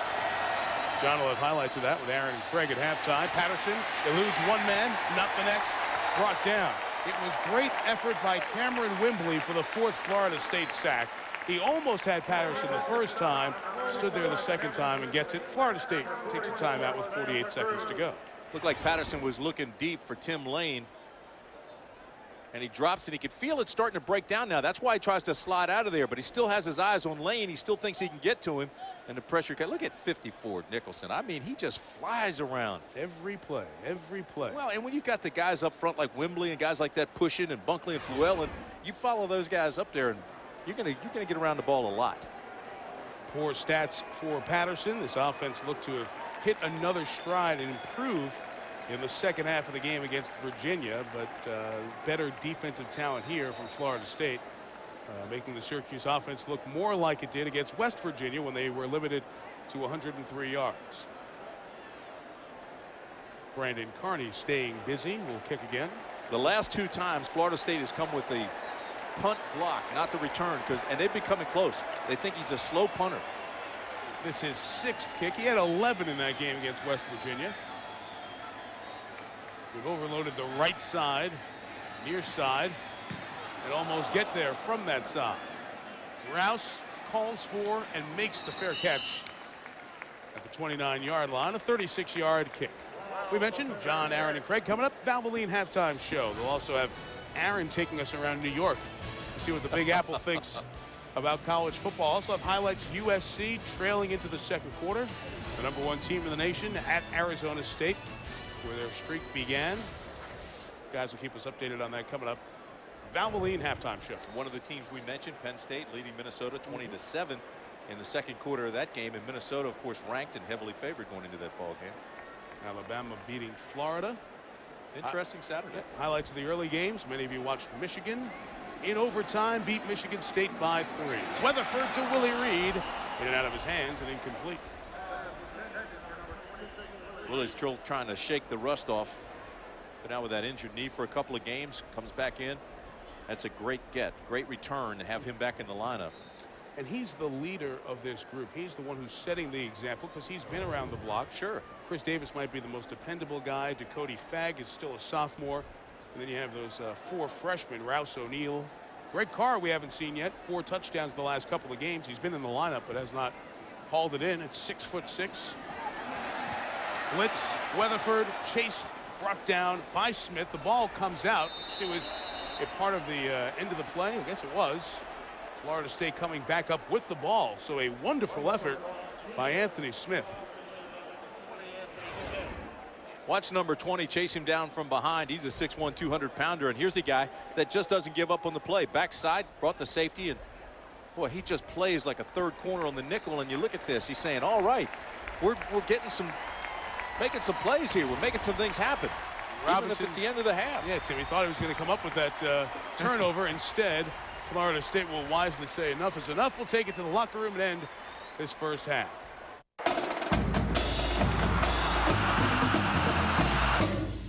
Own a timeshare or campground membership? Turn it into cash. Timeshares Only got us our full asking price before our next monthly payment was due. Timeshares Only is the nation's largest, #1 most successful timeshare agency, representing private energy. When the nation called for better hurricane forecasting, conditions here were perfect. And when a life-saving cancer drug was in short supply, we had the right chemistry. How fast do ideas move? At the speed of imagination. Florida State University. Ideas that move. No crunches ever. Introducing the Ab Lounge, scientifically designed to get you up off the floor, making old-fashioned crunches a thing of the past. Sculpt your abdominals using the Ab Lounge Jackknife, proven in university testing to be better for your body. Compare the Ab Lounge to an old-fashioned crunch. The advanced Ab Lounge Jackknife generates up to 75% more muscle activity in the upper and lower abdominals, and an amazing 268% more in the love handle obliques. It's a complete lifestyle system, including Ab Lounge toning routine, healthy eating guide, and an aerobic workout designed to maximize results. I have this one pair of jeans. After just 8 weeks, my fat jeans don't really fit anymore. And now, for 2005, we'll also include the ultimate package, including a fitness computer, toning bands, fitness and nutrition CD-ROM, and an extended 1-year warranty. Call now to try the Ab Lounge for 30 days for just $14.95. If you don't agree the Ab Lounge is the best way to a sexy stomach, just send it back for a refund of your $14.95. Touchdown, Florida State! Intercepted by Terrell Buckley to the 20, to the 10. Buckley, touchdown, Florida State! What a play by the Seminoles, some razzle-dazzle.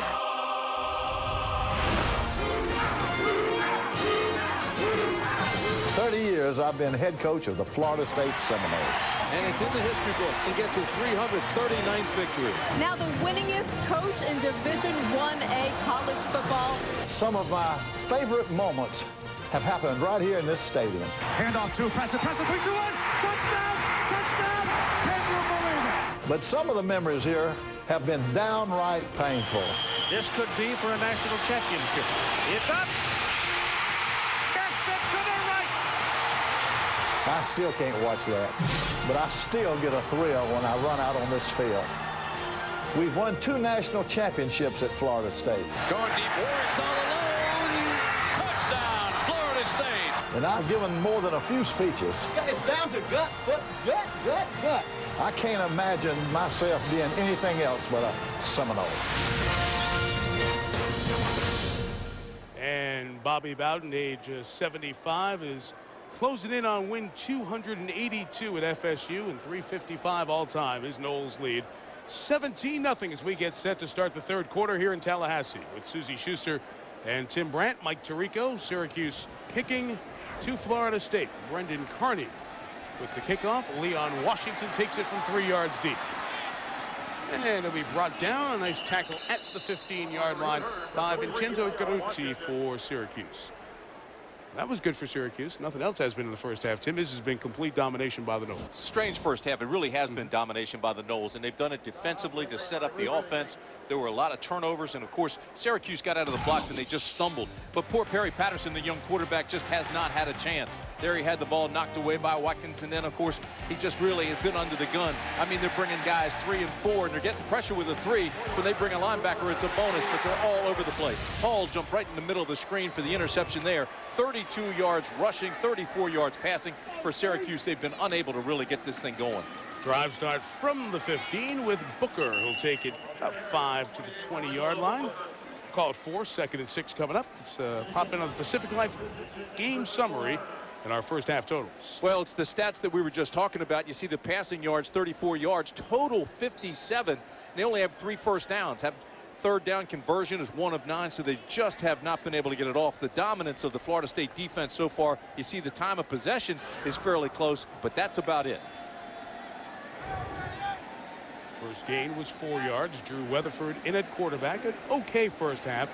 His numbers look good. He could have hit a couple more plays. Also made a couple of big mistakes. Booker reversing his field.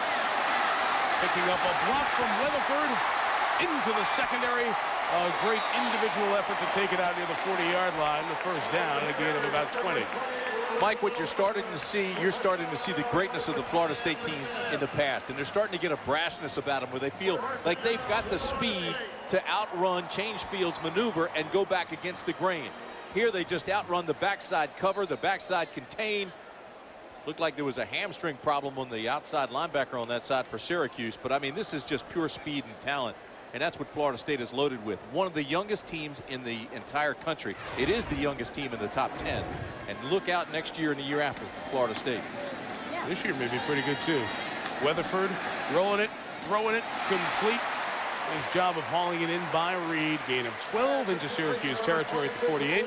Let's see what the coaches said. Susie Schuster. Mike, I asked Coach Bowden, how does he make his quarterback decisions? He says it's all on impulse, no preconceived notions. He did say, though, that their inexperience is showing clear as day. Now, as for Greg Robinson, I asked him about his quarterback. He said he's a warrior. We're just not fighting for him. But he did tell him, if you think you're going to run the ball against this defense yourself, you are kidding yourself. Mike? Yeah, hard to make up for that speed that Florida State has on the front seven. Talking with some folks who watched the Noles here for many years. This defense has everyone's attention. That says a lot around here.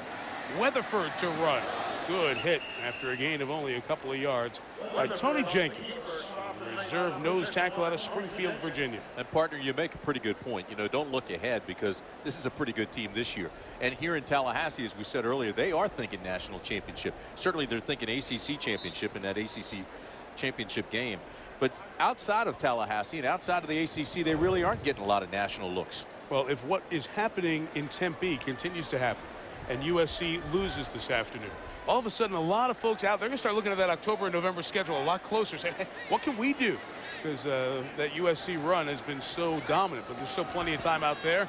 There's a first down or second down run that was nearly erased in the backfield, but is a gain of a couple of yards for Leon Washington. But they've got to be #1 in this conference before they're #1 elsewhere, and right now that's Virginia Tech. Everybody's talking about the Hokies, and again, the Hokies had a great performance this afternoon. It's good penetration by Syracuse. You see Harris in there, and you see the guys now starting to really play line of scrimmage football for the Orangemen, and it brings up a 3rd and long. I don't think Syracuse's defense was awful in the first half. No. You know, a couple of breaks, they would have been in much better position. Their stats show a lot of yards against them, but they were in a couple of sudden change situations. Weatherford throws complete to Reed. He's going to have the first down across the 40 into the 37-yard line. Catch 4 for Willie, brought down by Tommy Harris, the linebacker. I don't think Syracuse ever got comfortable with its surroundings. It was a hot day to start the ball game. They never got in a rhythm. You're right, the defense played aggressively, but they had their backs up against the to start with, because, as you said, the turnovers and the penalties and things weren't going well for him there to help him. Timmy, I thought he got out to the 37-yard line. They marked him back correctly where the ball came down at the 38. So it's a tight measurement here.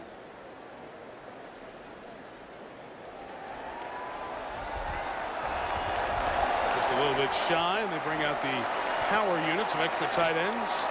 Matt Root and Donnie Carter and Greg Robinson on the Syracuse sideline, and forces defense to get him off the field. If I'm not mistaken, this defense has only given up 4 touchdowns all year. Well, they had the one earlier, and then of course the interception. But I mean, this is a strong defensive unit. You're right, coming in they were very solid. So 4th and less than a yard, and they'll do it out of the I formation with Washington the second back. Weatherford just keeps it. He looked for a room on that right side. Syracuse was wise to it, but Drew may have had enough. Spotted, and the chains will move.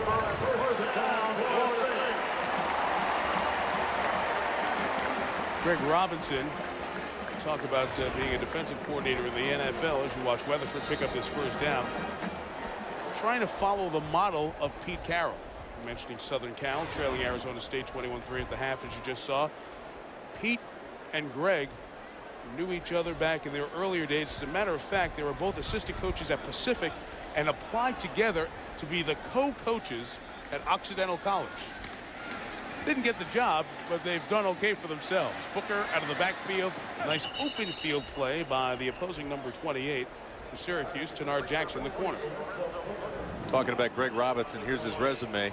And I mean, the Jets, he was very impressive there. Everybody moved him up to defensive coordinator, and they were strong. With the Broncos, he did extremely well. Of course, he won a couple Super Bowls. And Mac Brown, I think he was not only the defensive coordinator, but he was the assistant head coach as well. And it comes to Syracuse, and they love him up there at Syracuse. Turned around the defense there for Mac Brown in Texas. Got him to 18th in scoring defense. Trying to engineer a similar turnaround. This is Syracuse defense that has given up way too many points to be competitive over the last 3 years. 2nd and 10. The throw is caught shy of the first down. Penalty marker down as well. Anthony Smith made the play. They hit the quarterback late and tack on 15 to this, and Florida State's going to have it in the red zone. That's about as pretty as it can get for the quarterback, though. Weatherford took the snap, threw on time. Play had rhythm. Microphone not working, but the roughing the passer call is going to come on the pressure from the secondary. Look how he steps into the throw. Anthony Smith is number 20. Wasn't a violent hit, just a little push. They want you to stay off the quarterback, rightly so. Once the ball's away. So the Seminoles marching the opening kickoff of the second half down the field. Florida State has not allowed a point in the second half of the first 3 games this year. So his team unscored upon in the second half. So 17-0 looks great, and they're off to a good start on this drive. Booker and Washington together in the backfield out of the shotgun. I like this idea, kind of like we saw with Auburn last year. Down the middle, touchdown, Chris Davis.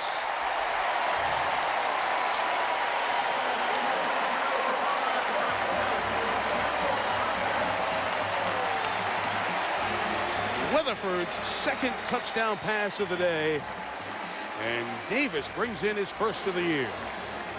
The dynasty is back. The dynasty is back. Not yet. How about that? Did you hear that? Going in the right direction. I don't know if I want to. How about that? He says it. 24-0 as Sismasia adds the extra point. Just picture perfect. Out of the shotgun, runs a post. The ball's well thrown. Davis goes up and gets it. Touchdown, Seminoles. There's nothing else like Night Stalker on TV tonight. All of those who belong in hell will find their way. The most terrifying killers are the ones we trust. They were directed to kill by loved ones they lost. Ghosts, Carl? Stuart Townsend, Gabrielle Union. You won't believe they're able to do that on TV, declares the New York Post. I don't want to see this. Night Stalker, tonight at 9/8 Central, only on ABC. Parental discretion advised. ESPN College Game Day is going to Happy Valley. As 5-0 Penn State tries to prove they're back as a Big Ten power. That leadership, their defense, the young receivers, there's more balance. But the Nittany Lions will have their hands full with Ohio State. Plus, is this the year that Texas finally beats Oklahoma? We've got you covered for all the day's big games. College Game Day, built by the Home Depot, Saturday at 10:30 on ESPN. On your mark. Who is that boy? Roger Bannister. Who's your coach? I'm just a medical student. You have your whole life left for medicine, but only a short time to do what no other human being has ever done. ESPN Original Entertainment proudly presents the story of a student who walked onto the track a man and left a legend. 4 minutes tonight at 7 p.m. Eastern on ESPN2. From legendary names in arts and entertainment to pioneers in science and technology, Syracuse University alumni touch the world through their entrepreneurial spirit and accomplishments. This tradition of talent, diversity, and innovation in virtually every field of endeavor is the mark of a Syracuse education. Syracuse University, engaging the world for over 130 years. Chris Davis was a terrific high school quarterback in St. Petersburg. Back a few years ago, giving a shout out to all his friends down in the Tampa-St. Pete area. 14 catches last year, 9 against the Citadel. He's over his catch mark of 04 here in 05 as he hauls in that touchdown. Here is Curtis Brinkley with the return for Syracuse, and the Orange will start at the 33. Chrysler passing playbook takes us back to the touchdown team. Well, this is one of Mike Tirico's favorite plays, and I'll show you why. In the Chrysler passing playbook, you see the back here and the back here, and you're just going to slide right here, which keeps the linebackers in. And then all of a sudden, you're going to take the man in the slot, and he's going to run a post pattern. And there he is, all alone in the end zone by himself. Designed by Mike Tirico. Loves that play. Stop. I do love that, because remember when we were getting ready for the Sugar Bowl last year with Ronnie Brown and Cadillac Williams, all the good plays Auburn ran using their two best backs together. And Florida State's doing some of that with Washington and Booker. Harry Patterson, see if he can get going after the struggles in the first half. Snowed under and sacked again, and that's part of the story of this game. A half dozen Florida State sacks. When the fans down here say they're excited about a defense, you know they're excited because they've had some great defenses down here. But when you've got guys like Llewellyn and Bunkley in the middle, Wembley and Burston outside, you've got Nicholson and Sims on the outside linebacker, there is pressure coming from every angle. And it's not like they're coming free. I mean, they are just bulling their way past a big offensive line, pushing them into the backfield, and they're making plays. Patterson has absolutely no time to throw. How good it is for Mickey Andrews to have those two guys right over the center back there. He's a little dump to Damian Rhodes. The running back has room, takes it a few yards shy of the first down out of the 40. Rhodes was dinged during the first half. A 15-yard gain there as Pat Watkins took him out of bounds. Boy, Brian Periani and Greg Robinson make a good call here because Florida State was laying its ears back and really coming hard, and they were coming through the gap, so they run a little waggle, they get outside, and they hit Rhodes and just get him out in the flat. Try to narrow down some of those numbers and get him out there one-on-one. 3rd and 4 coming up.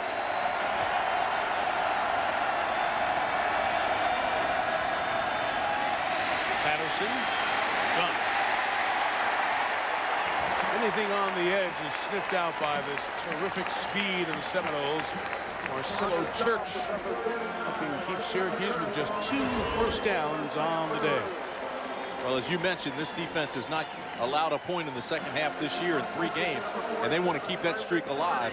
They're just getting more and more aggressive. They're going to take chances, more risks. They're bringing some blitzes now.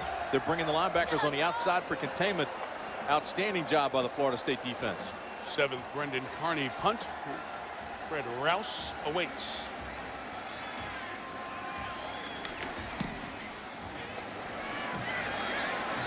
Good kick. A lot of hang time. 50 yards. Rouse backpedals. His own man nearly took him down, and he is escorted down at the 1-yard line.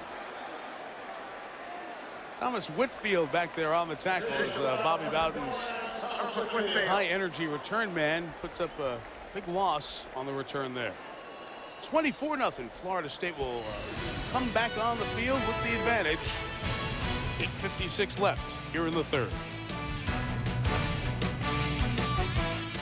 Neither the heart nor the lungs could take it, breaking the 4-minute mile and in. TV Guide says it's an inspirational sports movie. Who is that boy? Roger Bannister, sir. The Boston Globe says this one belongs on the big screen. Who's your coach? I'm just a medical student. Good Lord. The New York Post says it's a remarkable story. It's all up to you to do what no other human being has ever done. ESPN Original Entertainment proudly presents 4 Minutes. Tonight at 7 p.m. Eastern on ESPN2 after MLB Division Series.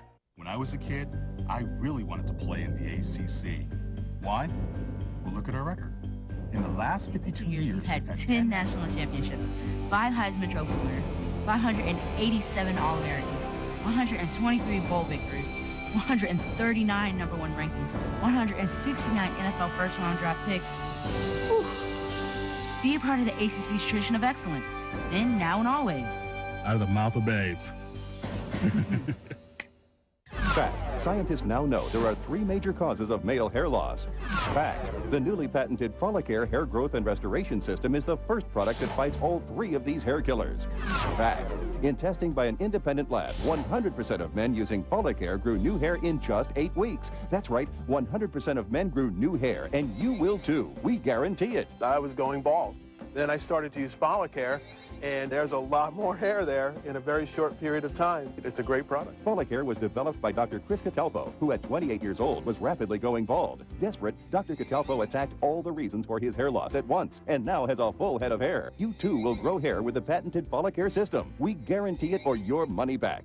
You can find hair loss, and Follicare guarantees it. Unlike other products, Follicare costs as little as $1 a day. Call 1-800-260-9321 to order now. Follicare is easy, it's patented, and it works. To wait, call 1-800-260-9321 or visit Follicare.com and get started today.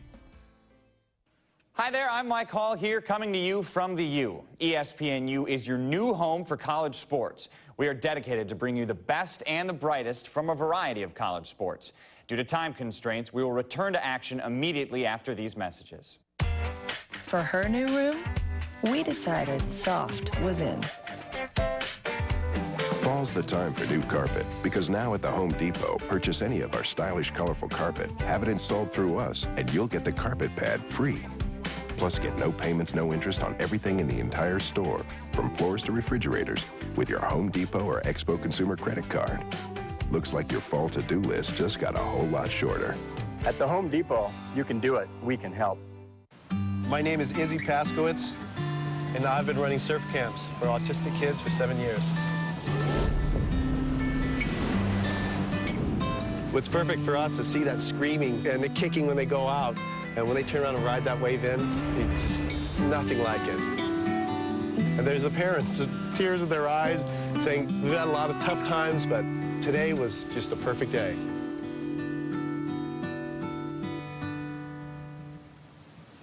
Last season, millions of fans fell in love with the Contender. Now, ESPN presents a rematch of their championship war. Sergio Mora defends his Contender belt against Peter Manfredo Jr., plus an undercard featuring Alfonso Gomez, Jesse Brinkley, and Anthony Bonsante. Their stories touched our hearts. Now they fight for their boxing future. The Contender rematch live Saturday, October 15th at 11 on ESPN.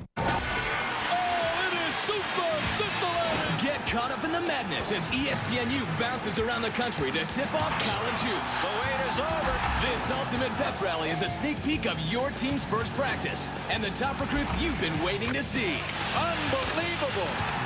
Be there as our teams meet your teams on the U Midnight Madness. The buzzer! Awesome, baby, with a jab of the leg. It all starts next Friday at 7 on ESPNU.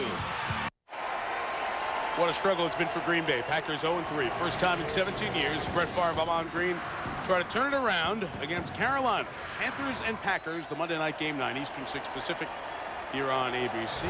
Al John and our pal Sam Ryan will join you with that one. Syracuse, best starting position, facing one of the best defenses in the land, Florida State. Harry Patterson throws it complete for the first down to the 23-yard line, finding the fullback that time to get it out there to the gain of 13. You know, it's catch for McDonald. Mike, it's amazing that Patterson really has not been throwing on time all afternoon, and part of that is because of the rush. But if you watch him here on the waggle, he throws on time, knows he's going to get the hit, does get the hit from Wembley, and still makes the completion.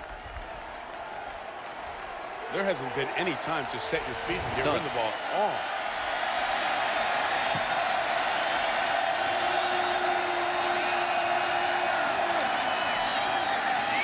Rhodes had a running lane, but a flag comes down.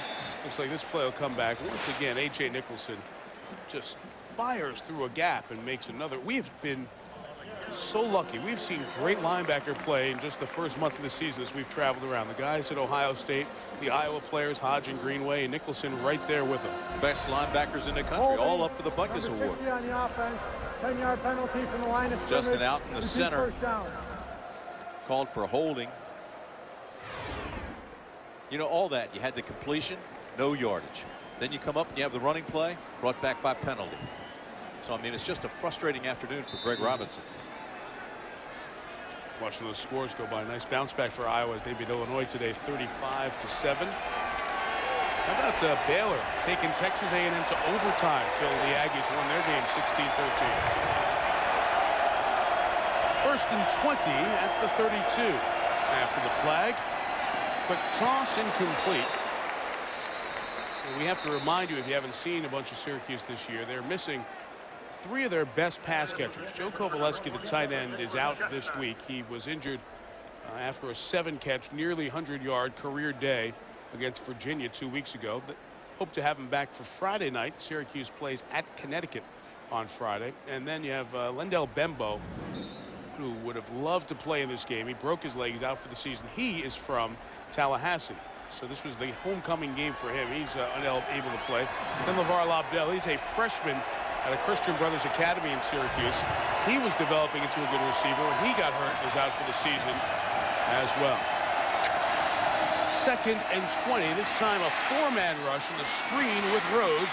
Picked up 2 nice blocks and took it to the 19-yard line. Gain of 13. Third and about 7 coming up. Gotta love a receiver named Rice Moss. Related to Randy, by the way. Yeah. Yeah, distant cousin. Yep. It's one of the best looking plays they've had all day. Set up the screen. There's 95. Wembley, just let him come in. Throw behind it. But I tell you, Damian Rhodes is a fine looking running back. He's patient, gets behind his blocks. He's got good instincts. Explodes when he has the opportunity with open areas. Kind of belongs on the field going up against these guys. I agree with that. Type of players. They called timeout. They had to bring Buster Davis off the field. The officials, Davis was shaken up enough to stop the game. That's why Perry Patterson came over to the sideline. See that big knee brace on Perry? He had double knee surgery a couple of years ago. Now had those huge knee braces last year. Just wears it now on the right knee. Getting some of his speed. They're big guys, 6'4", 250. Good athlete. Played a bunch of basketball growing up. 3rd and 7. Quick hit to Tim Lane. Kid out of San Diego gets it to the 11. First down. He's got the high school record out San Diego way, 29 touchdown catches. Mike, one of the things for Syracuse is they've got to show that they can throw deep. I know it's a quick hit, short 3-step drop and throw offense, but every once in a while you have to go vertical in the West Coast or they're just going to jam the box and sit and wait for you like that. Now they pick up enough for the first, but their longest gain of the day through the air is 18 yards. They've got to go vertical occasionally just to get people out of the box so you can throw those quick hitters. To pick up a first down at the 1. Toss Rhodes. Some of that patience you were talking about. Buckley's there. Kyler Hall got shaken up on that play for Florida State. Let's see if their outstanding rover can get up. He can't. And they'll come out and look at him. So involved in so many plays, an interception earlier in the game. It's one of those players that every time the ball is snapped, he's there. One of my favorite players. I love the way, you know me, I've been talking about him for 2 days. I just love the way he plays the game of football. He's like a little kid that just enjoys it, loves it. Good to see him get up and walk off. Mickey Andrews told us that his captain coming in from the right side of the screen, you'll see him get rolled up upon by the nose tackle, Roderick Bunkley. Mickey Andrews said with special teams and Boston College's ball control offense 2 Saturdays ago, Kyler played 94 plays, which is just too much. So as it comes out here, they love to get a little bit of experience for his backups and rest him. No gains, 2nd and 10. First time we've seen this formation. Might be a throw. It is. It's well covered, and it's going to be intercepted as a marker down. Oh, it's a touchdown by Stephen McDonald. That was not very pretty on the option toss, but works for the touchdown. So Syracuse goes deep into the playbook, brings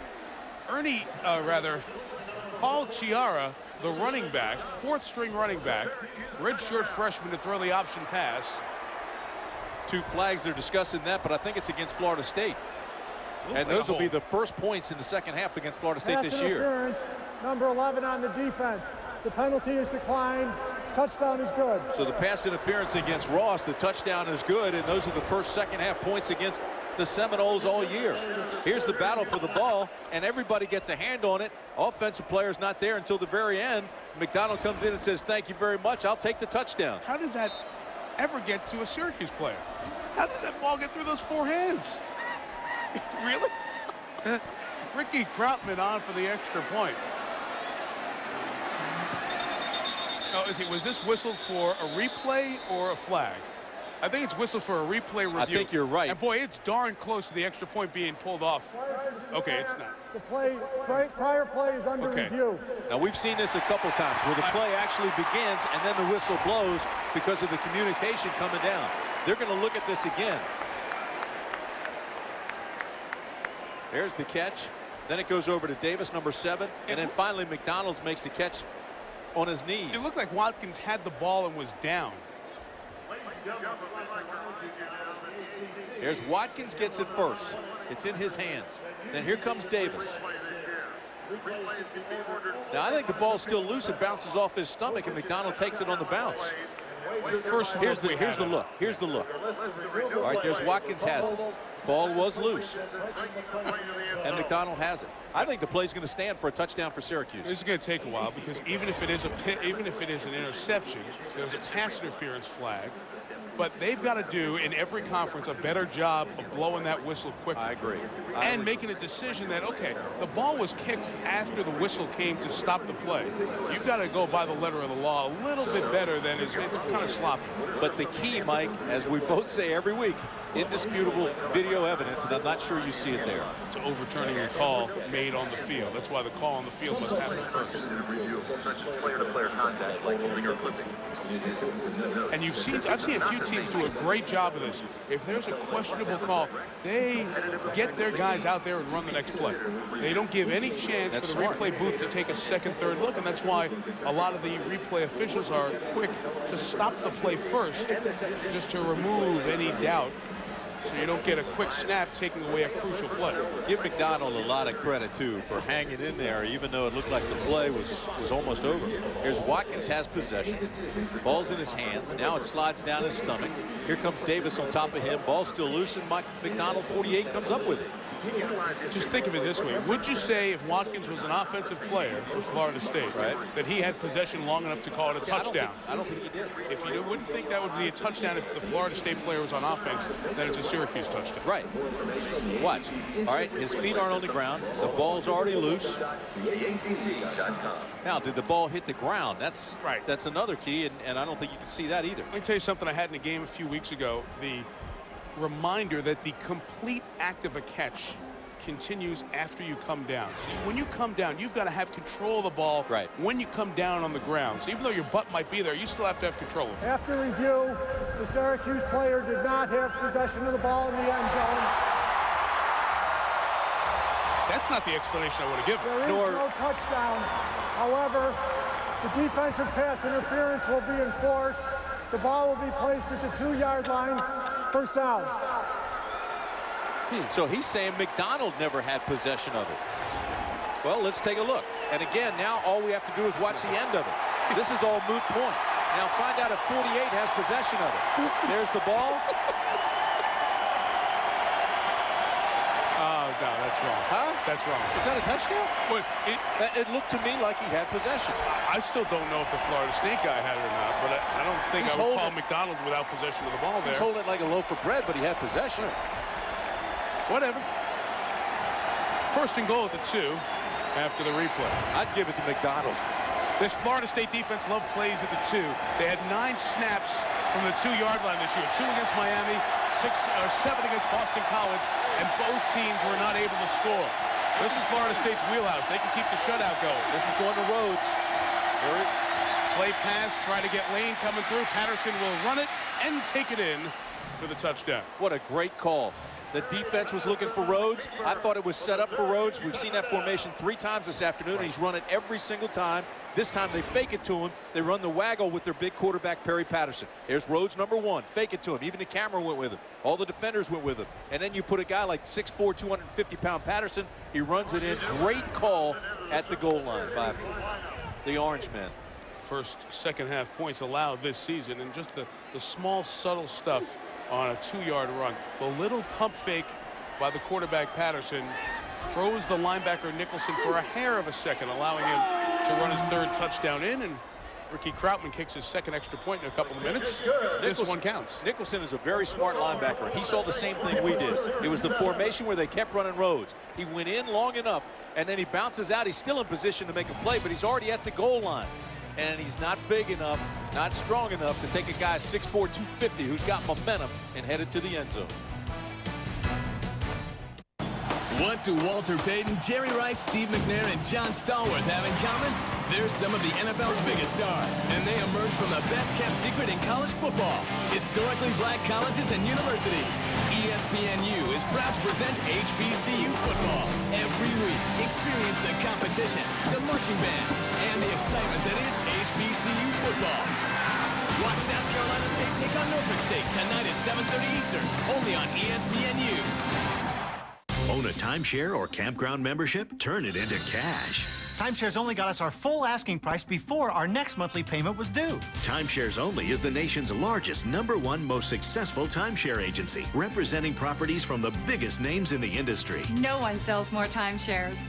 Call now and receive a free information kit, including 10 secrets to timeshares. You owe it to yourself to work with the best. Don't delay. Call 1-800-440-0534. Where he makes his mistake is that he doesn't protect the ball. It's pure fundamentals. Watch right here. He got sloppy. Here, right here. That's where he loses it. Let's look at that again. Hey, honey, did you... Always switch it to the other hand, away from where the pursuit is coming. What exactly are you doing? That's a mental breakdown. He got a little reckless there, and I'm sure he's going to catch an earful on the sidelines. Here's to the beginning. A chance to carve out a new path. For this time will be different. This is the year we leave our mark. This is the game we play together. This is our season. The colors change, the fires burn, and the possibilities are endless. The NCAA Championships on ESPN. As you come back, why are they cheering here at Bobby Bowden Field, Doak Campbell Stadium? Because the score's up on the board. Alabama 31, Florida 3. How about that? It's been that kind of a surprising day. Penn State, I thought, was up against it with Minnesota coming into Happy Valley, and Penn State has handled them through most of the ball game. And USC trailing in their ball game. 24-7, and Brendan Carney with the kickoff for Syracuse. Take a look at O'Neal's first return. Kenny brings it out across the 10. Kenny O'Neal, room to run, brought down to the 39. Nice return by Kenny, tackled by Marcus Clayton, the backup cornerback. And the Seminoles will start with decent field position. I will tell you this, when the Florida State coaches take away the pacifiers and these guys start to stand up on their own and grow up, they are just phenomenal athletes. And they're bringing them along slowly. But, I mean, this is just athletic ability and speed and explosion. Boy, what a great, great return by O'Neal.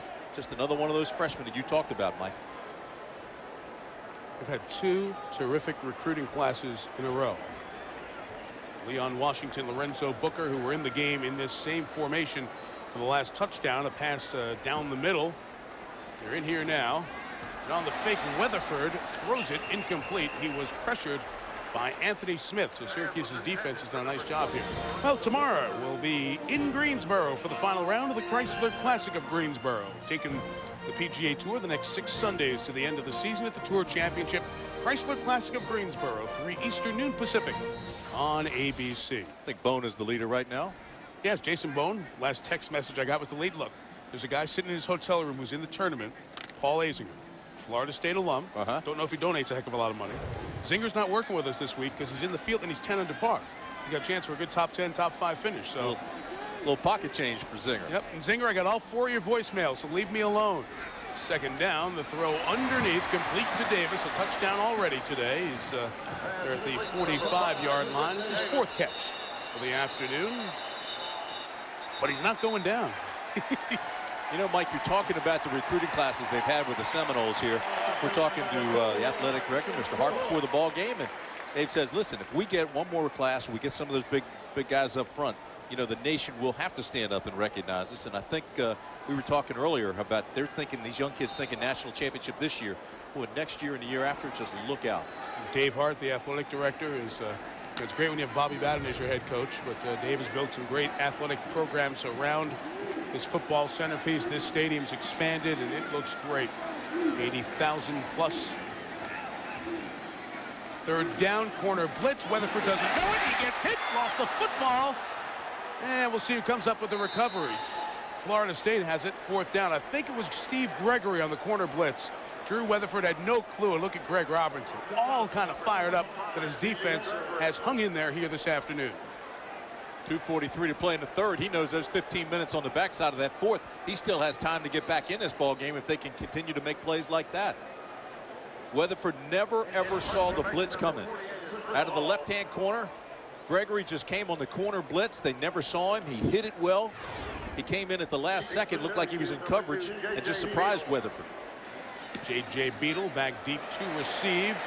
And you're going to have to haul to get there. Should have let it go. Rookie mistake. Florida State almost recovers. It's loose, and it's a bottom of the pile deal. Syracuse, I think, ended up with it. J.J. Beadle, who has a redshirt freshman out of New Jersey, not a lot of experience, was on the run with swirling wind, trying to haul in a return there of a 50-yard kick. He should have let that one go. Absolutely should have let it go. You're right, it's a rookie mistake, but this is good hustle trying to get the ball back. He got in there first, and then McCoy got in there, and McCoy made the recovery. Reggie McCoy's had a good quarter. Remember, he has. He's running all over the field.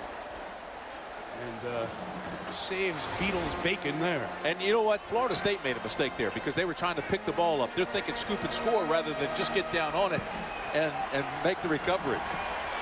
So Syracuse down 24-7 will take over with 2:08 left here in the third. One big play away from hanging around and making the fourth quarter with a little more interest. Damian Rhodes may have that big play. One arm tackle away, gain of a dozen. Let's see what John is cooking in New York. Mr. Saunders. Mike, BCS Spotlight Game presented by ADT Update. Opening drive of the second half for USC. Lendale White goes 32 yards. Got a penalty for diving there. Excessive celebration. They hit the extra point anyway. So Arizona State's lead is down to 21-10. And Sam Keller has just thrown an interception. So USC has the ball back again. Wow, John. You know, Reggie Bush got a penalty for that a couple of weeks ago as well. But here come the Trojans. Making a little run. John will keep an eye on it there in New York. Meantime, Rhodes caught in the backfield. Once again, it's A.J. Nicholson. Broderick Bunkley had the penetration to help the play. But even if USC comes back and wins that ball game, which I think everybody thinks they probably will, that's going to take away from them. You know, after they fell behind 13-0 last week, they gave Virginia Tech a first-place vote in there. Somebody did. And you're going to see that starting. Right now, everybody's talking about the greatest football team in the history of the college football. You know, come on. Let's wait until the season is over. But that's going to take away a couple of votes, I think, in this struggle this Saturday. Of course, you have Texas, Oklahoma next Saturday on ABC. Start your doubleheader afternoon. Patterson, lots of pressure, gets rid of it. His receiver slipped, so there's no intentional grounding. And that will bring up fourth down. Knowles just rolling them in defensively. And Geno Hayes that time able to force the punting situation. And again, the pressure coming off the backside. They came with the blitz. And I mean, they come hard when they've got that blitz. Hayes came untouched, and that's a bad situation for a quarterback. Mickey Andrews has played about, let's say, maybe 25 guys here on defense, and they just keep bringing it. Florida State trying to get a timeout, and they do.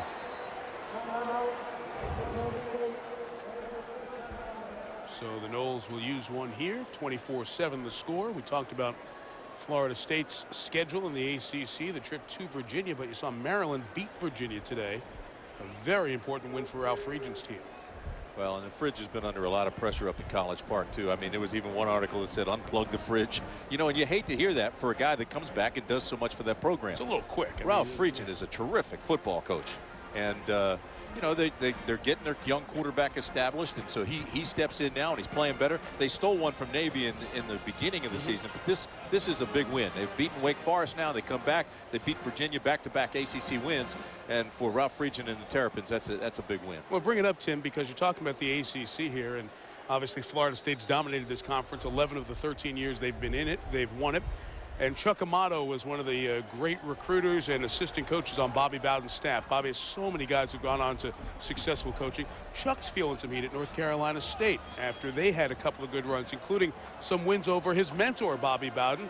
And now NC State has not been able to find the quarterback to replace Phillip Rivers. And there's some heat and some comments that have been made supporting Chuck Amato this week. Well, when Florida State entered the league, you know, there was that thing about, well, they're going to dominate. And they did. And everybody else had to close the gap. Virginia beat them first. NC State beat them a couple times. Last year, Maryland beat them. Patterson, 3rd and 13, tried to get it to Rhodes, but had no way to see him on the screen, and it will bring up fourth down. Tyler Hall back on the field for Florida State in the middle of that play. Patterson's struggles continue here this afternoon. 7 of 16 for 82 yards and a pick. Punting game for Syracuse has been strong all afternoon, but Florida State's had the punt block on, and they've gotten close a couple of times. Brendan Carney one more time.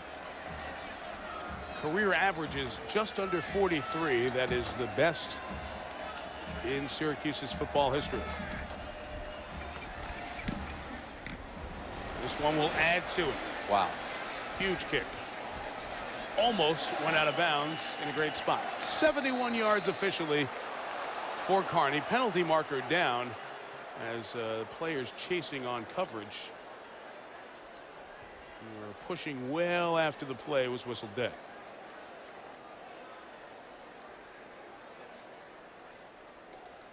You got that punt off in 2.4 seconds. You cannot block a punt when you get it off that quickly. And that's something Syracuse was awful in, was their punt protection over the last couple of years. And they've tightened it up and gone with this normal punt blocking, punt protection scheme. After the play was over, personal foul, number 22 on Florida State. Penalty will be half the distance to the goal from the 20-yard line. First down. That's Pat Watkins. You see all these rugby punts and all these guys spread out all over the place. That doesn't work. Athletes are too good to make that work as a punt protection I agree scheme. with you. And the other thing with Kearney, too, when he stepped up into that punt that time without even thinking, without worrying about the rush, and just got it off in 2.4, I mean, he crushed the ball. Here is the penalty with Watkins involved. Bottom right of the screen right there. You see the late hit knocked out of bounds. Hit Nicholas Chestnut, backup defensive back. One of the things that the NCAA Rules Committee for football has emphasized this year is protecting the unprotected player.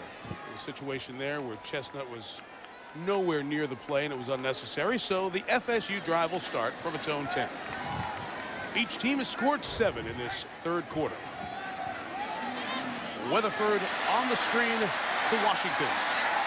Leon rolling, bouncing off tackles and a first down out of the 25-yard line. Tonight on ESPN, the primetime college football game presented by Polaroid.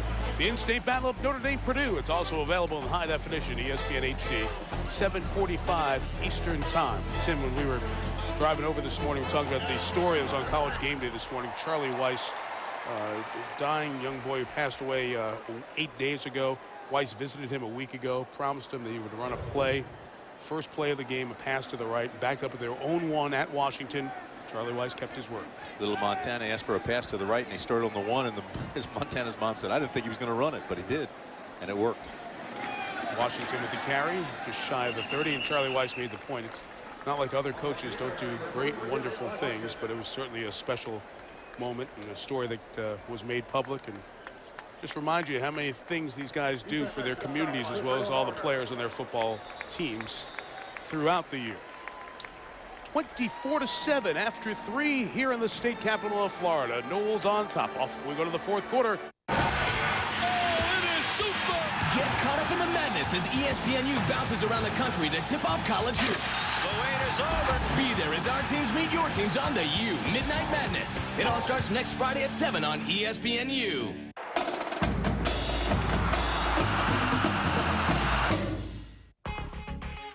To play professional volleyball, you better be in great shape. To play at age 41, you better be in the best shape of your life. How do I do it? Bowflex. Introducing the all-new Bowflex Extreme 2. Now you can get great results faster than ever. I've been an athlete all my life, and nothing works better than Bowflex. I've been on this machine for 6 weeks and packed 12 pounds of muscle onto my frame. Call right now for your free DVD that tells you all about Bowflex. I put the Extreme 2 to the test. I got pumped arms, ripped abs, and legs of steel. Let's face the facts, we all get older, but we sure don't have to look it. I'll admit it, I want to look good and perform well at the beach. But if I'm out slamming it with 20-somethings, I need the kind of shape that only comes from strength training with Bowflex. Change your body in one easy 20-minute workout, done just 3 times a week. The new Bowflex Extreme 2 features a no-cable change pulley system, delivering faster workouts than ever, because you don't have to change cables between exercises. That cuts down on my workout time, which allows me to do more of the things that I want to do. If you're serious about losing weight, getting fit, and getting in awesome shape, then check out the new Extreme 2. To be back playing pro volleyball after leaving the tour over 10 years ago is amazing. If you want real results real fast, you need a real Bowflex. Believe me, there are great advantages to having a Bowflex body. Call right now for this free DVD or order directly from Bowflex for only $25 a month. Call today or visit them online. I'm 41 years old, and I'm in the best shape of my life.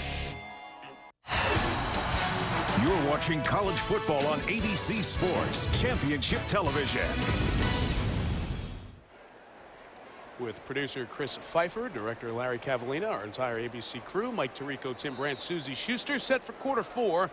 Here from Tallahassee, the Seminoles in orange each score 7 in the third. Florida State jumped down to a 24-0 lead. They have completely controlled the play when the orange offense has been on the field. Syracuse had 6 first downs, 4 of them coming in the third quarter.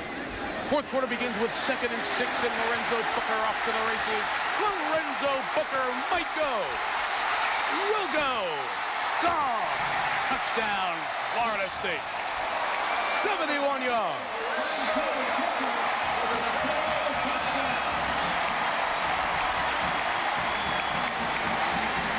And the Noles back up by 23 with the point coming. Lorenzo's 3rd touchdown of the year. They catch him in a cover 3. These guys are basically in a zone. They swing it out to him. And all he has to do now is find the soft areas. Gets a good block on the corner, and now it's all speed. And Lorenzo Booker just outruns everybody. I thought Gregory had a pretty good angle at him. Steve Gregory 25, but Booker was just too fast for even Steve Gregory. Who's the fastest player Syracuse has. Sismasia knocks through the extra point. David Overmeyer, the right tackle, got out there and made the block as Lorenzo Booker goes the distance. 79 yards for his first receiving touchdown of the year. Take a little different angle against a guy like that. He's too fast. 31-7 FSU. College from the Latin collegium, meaning association. University from universium, which literally means everything. And that's what America's institutions of higher learning are all about. People getting together to share a universe of knowledge and experiences in the libraries, labs, and classrooms, and also in the arenas and stadiums, the proving grounds for young athletes and the ancient ideal they honor.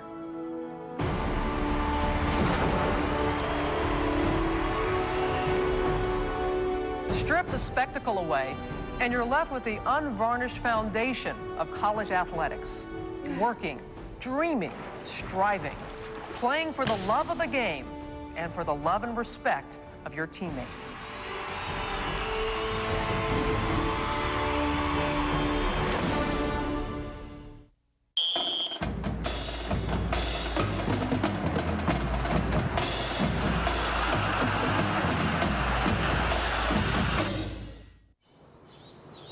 I am so tired of overpaying for health insurance. Wow, I pay a lot less, and that covers me and my family. If you're self-employed or an individual looking for affordable health insurance for yourself and your family, do what I did. Call the Mega Life and Health Insurance Company for a free quote. I got individual attention from a licensed Mega agent who helped me tailor a plan to match my needs and was way more than affordable. I got great coverage at a great rate, and I could choose my own doctor on my own or from the network. Now get this. You're covered 24/7 whether you're on the job, at home, or anywhere in the world. So, do what I did.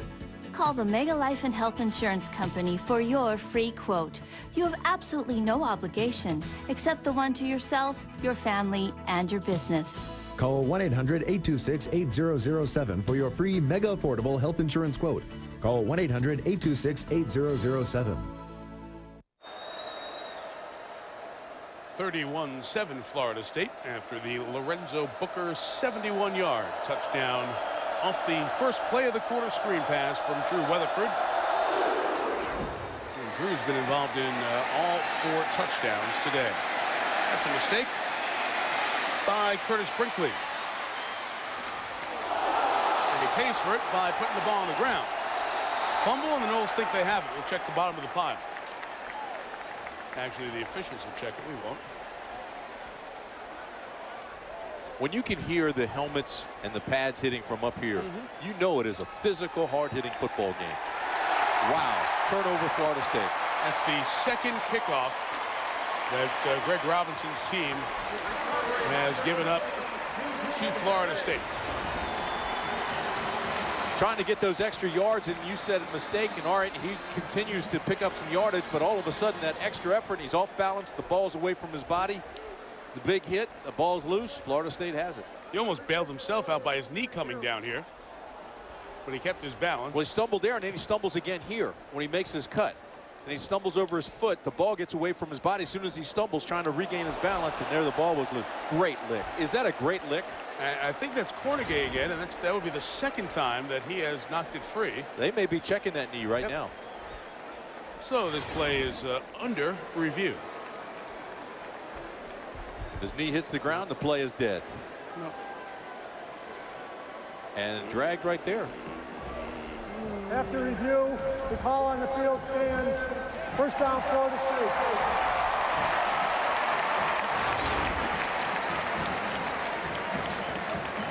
Did it look like his knee hit the ground? It looked like his knee hit the ground. Not that it matters, it's 31-7, but...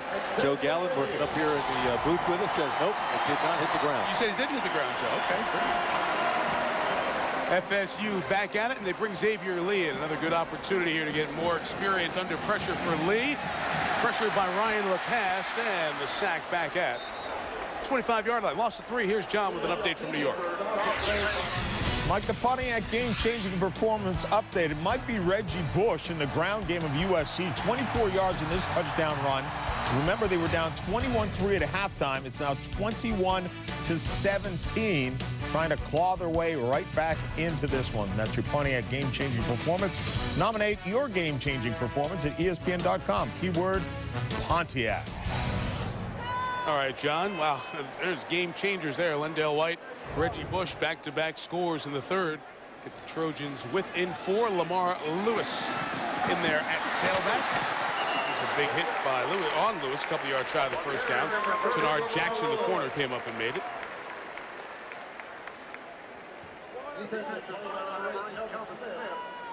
The difference in these two teams, to be brutally honest, I mean, there are a lot of differences, but speed. I mean, Florida State has more speed than Syracuse. There is no question in my mind after watching more than 3/4 of this football game. But isn't that what we've always talked about for years, that when Southern teams play Northern teams, you've got to be a physical Northern team the way Syracuse has been for years. Boston College was able to do it at home against Florida.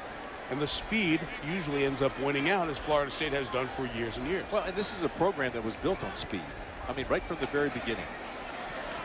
Lee pressured and sacked again. So Ryan Lacasse comes up with 2 sacks here on this drive. And Florida State will try a field goal of about 39 yards with Sysmasia.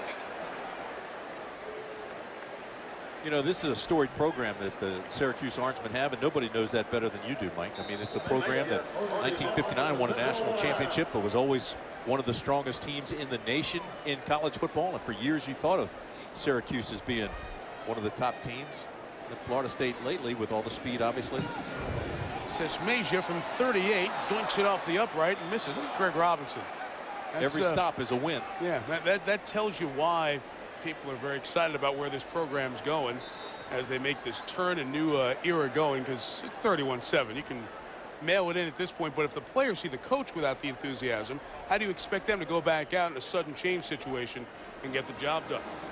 They do there as Sysmasia comes up with his 2nd miss of the season, banging it off the left upright. It remains a 24-point game.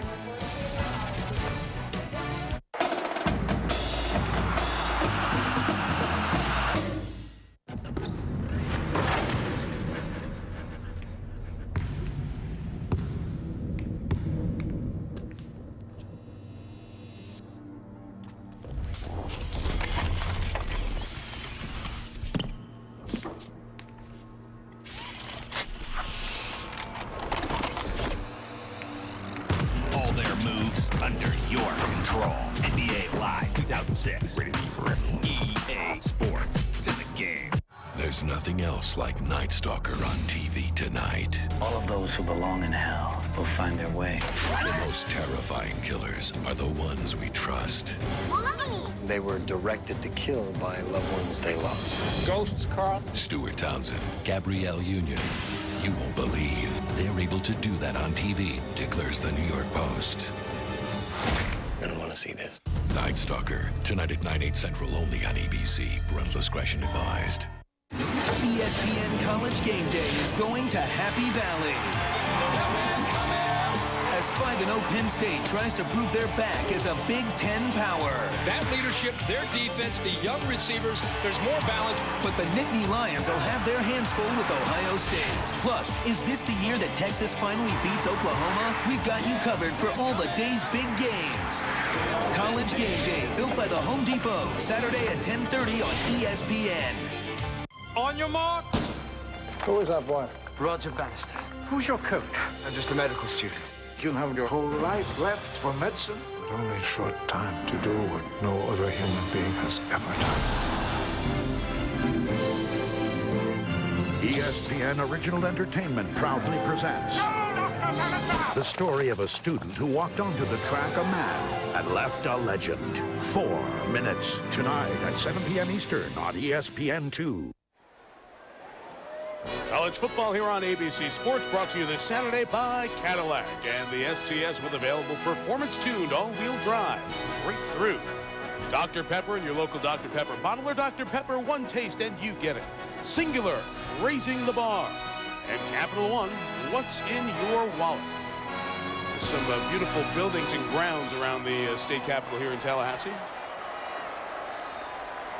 Just a few miles away from the Doak, on the edge of campus at Florida State. 31-3, or 7, I should say, after the missed field goal. And Patterson gives it to the fullback, McDonald. He bowls it for about 11 and a first down. J.R. Bryant, the backup corner, in there on the tackle. Stephen McDonald is a load. Guy's 6 feet, 248 pounds. Syracuse gave him his only big school scholarship. And even Syracuse didn't think he was big enough at the time, but he's big enough now. At a Deer Park High School in Texas. They had a fullback who started last year, Brayon Evans, who is still there. He caught a pass last week, but McDonald has come and won that starting job. Rhodes, the lone back, takes it on the toss, tries to get to the edge. Chased down by Buster Davis, the junior backer out of Daytona Beach. Put on 15 pounds there in the middle. He had a good game against Miami with 10 tackles. Well, you don't hear as much about Buster Davis because of Nicholson and Sims, but he's one of those guys. He's a sideline-to-sideline linebacker and combines quickness with ferocious tackling. It's a good job there to get out and take Rhodes, and you got to play him inside out because Rhodes can juke you and get by you. Saw Bobby watching. A.J. Nicholson, 54, comes off. The senior out. The freshman, his brother Derek, 55, is in there. The second down flag will stop the play here. Hey, did you hear the story this week about practice here at Florida State with Bobby? You know, Bobby Bowden's just in that golf cart. Prior to the snap, false start, number 88 on the offense, 5-yard penalty, remains second down. Alex Shore, the tight end, riding around practice all of a sudden. One of the rare sights in Florida State history, yes, 30 years of his history, happened this week at practice.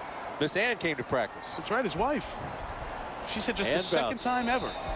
Second time ever. That's hard to believe. You know that? Yeah, but she was at a football practice. He thought he was late for supper. He saw her coming across the field. You know, that's good. And that's a tough life when even your boys grow up to be football coaches. Every Saturday it's win or lose. Heartbreak or happiness. 2nd and 13. Patterson looking for something to break free and throws it away.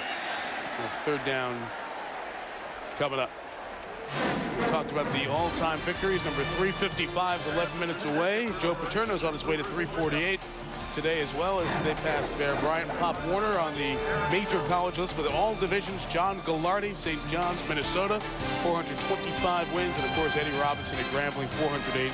The only 2 head coaches and 1 more. And you see that Mount Rushmore of college football coaching. Great to see those legends and all those wins. Of course, Joe Paterno's come with some scars in recent years. He could get off to that 5-0 start. 3rd and 13. They screen Rhodes. Damian picks up the first down across midfield to the 45. John, what do you have for us now? Number 1, Damian Rhodes. We've got the singular All-America Player of the Week update. How about Vince Young? 13 carries, 108 yards, and a touchdown. Also 15 of 22 for 236 through the air and a pair of touchdowns. Text VOTE to 87654 now on your singular phone for your ballot and a chance to win a trip to the national championship. Number 2 Texas wins it easily, 51-20. Mike. You win that trip, you might see Vince Young in that title game. He put on quite a show in the Rose Bowl last year against Michigan. Texas, Oklahoma next Saturday, ABC Sports, noon Eastern, 11 Texas time. Patterson sacked again, loss of 3. Time permitting, John, Craig, and Aaron will stay busy. Thrifty Car Rental postgame report, highlights, analysis from today's matchups, and the guys will hang tight and keep an eye on the game in Tempe for you between Arizona State and Southern California.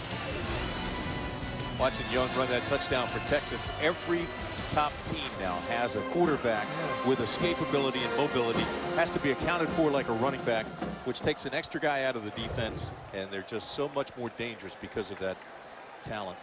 It's a good point, Tim, because as you see, Florida State has found Perry Patterson a lot behind center today. And when you get faster players on defense, as we have in this era of college football, you need a quarterback who can get away from the rush. And one coach told me this past week, I'm done recruiting straight drop back passers. I need a guy who can get out of the pocket and go. Timeout, Syracuse. 31-7 our score. The margin's 24. 9:45 to go. Own a timeshare or campground membership? Turn it into cash. Timeshares Only got us our full asking price before our next monthly payment was due. Timeshares Only is the nation's largest, #1 most successful timeshare agency, representing properties from the biggest names in the industry. No one sells more timeshares. Call now and receive a free information kit, including 10 secrets to timeshares. You owe it to yourself to work with the best. Don't delay. Call 1-800-440-0534. Neither the heart nor the lungs could take it, breaking the 4-minute mile that is. TV Guide says it's an inspirational sports movie. Who is that boy? Roger Bannister, sir. The Boston Globe says this one belongs on the big screen. Who's your coach? I'm just a medical student. Good Lord. The New York Post says it's a remarkable story. It's all up to you to do what no other human being has ever done. ESPN Original Entertainment proudly presents 4 Minutes. Tonight at 7 p.m. Eastern on ESPN2 after MLB Division Series.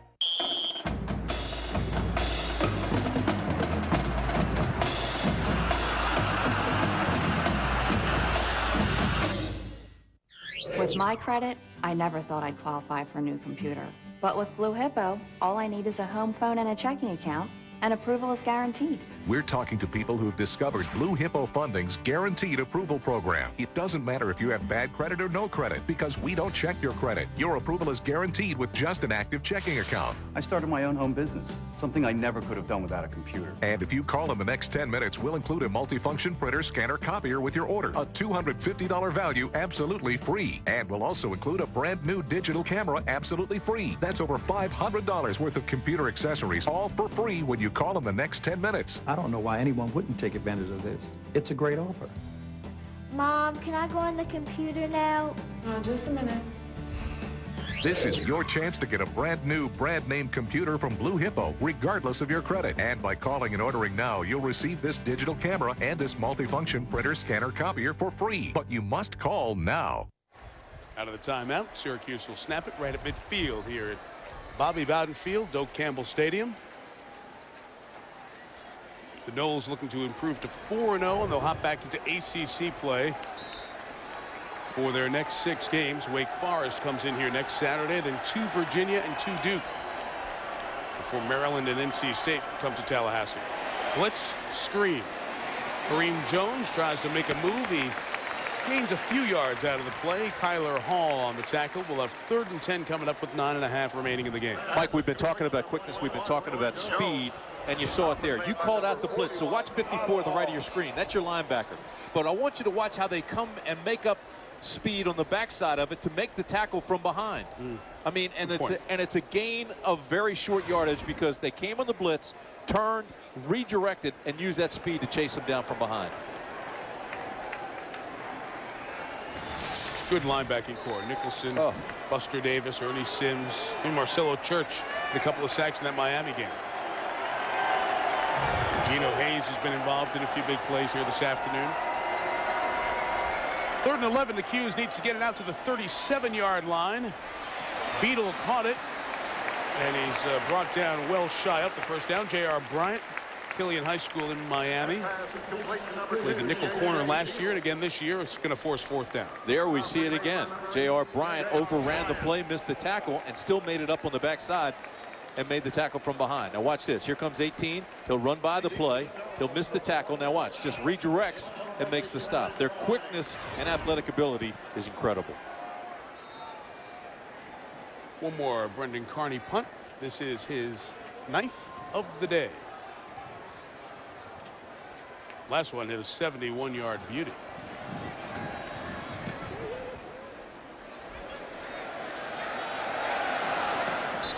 Touchback, and Florida State will take over at the 20. 45 on the kick. The net was 25. So Bobby Bowden and Florida State have it in cruise control as the coach closes in on career win 355. What do Walter Payton, Jerry Rice, Steve McNair, and John Stallworth have in common? They're some of the NFL's biggest stars, and they emerge from the best-kept secret in college football, historically black colleges and universities. ESPNU is proud to present HBCU football. Every week, experience the competition, the marching bands, and the excitement that is HBCU football. Watch South Carolina State take on Norfolk State tonight at 7:30 Eastern, only on ESPNU. To play professional volleyball, you better be in great shape. To play at age 41, you better be in the best shape of your life. How do I do it? Bowflex. Introducing the all-new Bowflex Extreme 2. Now you can get great results faster than ever. I've been an athlete all my life, and nothing works better than Bowflex. I've been on this machine for 6 weeks and packed 12 pounds of muscle onto my frame. Call right now for your free DVD that tells you all about Bowflex. I put the Extreme 2 to the test. I got pumped arms, ripped abs, and legs of steel. Let's face the facts, we all get older, but we sure don't have to look it. I'll admit it, I want to look good and perform well at the beach. But if I'm out slamming it with 20-somethings, I need the kind of shape that only comes from strength training with Bowflex. Change your body in one easy 20-minute workout, done just 3 times a week. The new Bowflex Extreme 2 features a no-cable change pulley system, delivering faster workouts than ever, because you don't have to change cables between exercises. That cuts down on my workout time, which allows me to do more of the things that I want to do. If you're serious about losing weight, getting fit, and getting in awesome shape, then check out the new Extreme 2. To be back playing pro volleyball after leaving the tour over 10 years ago is amazing. If you want real results real fast, you need a real Bowflex. Believe me, there are great advantages to having a Bowflex body. Call right now for this free DVD or order directly from Bowflex for only $25 a month. Call today or visit them online. I'm 41 years old, and I'm in the best shape of my life. Xavier Lee is the quarterback. Antoine Smith the running back as the Noles take over from their own 20. And go a little reverse and see if Kenny O'Neill can make anything happen. A marker's down as he comes down after a gain of 4. Cornelius Campbell off the edge made a play. Looks like Ron Lunford, the left tackle, was guilty of the infraction.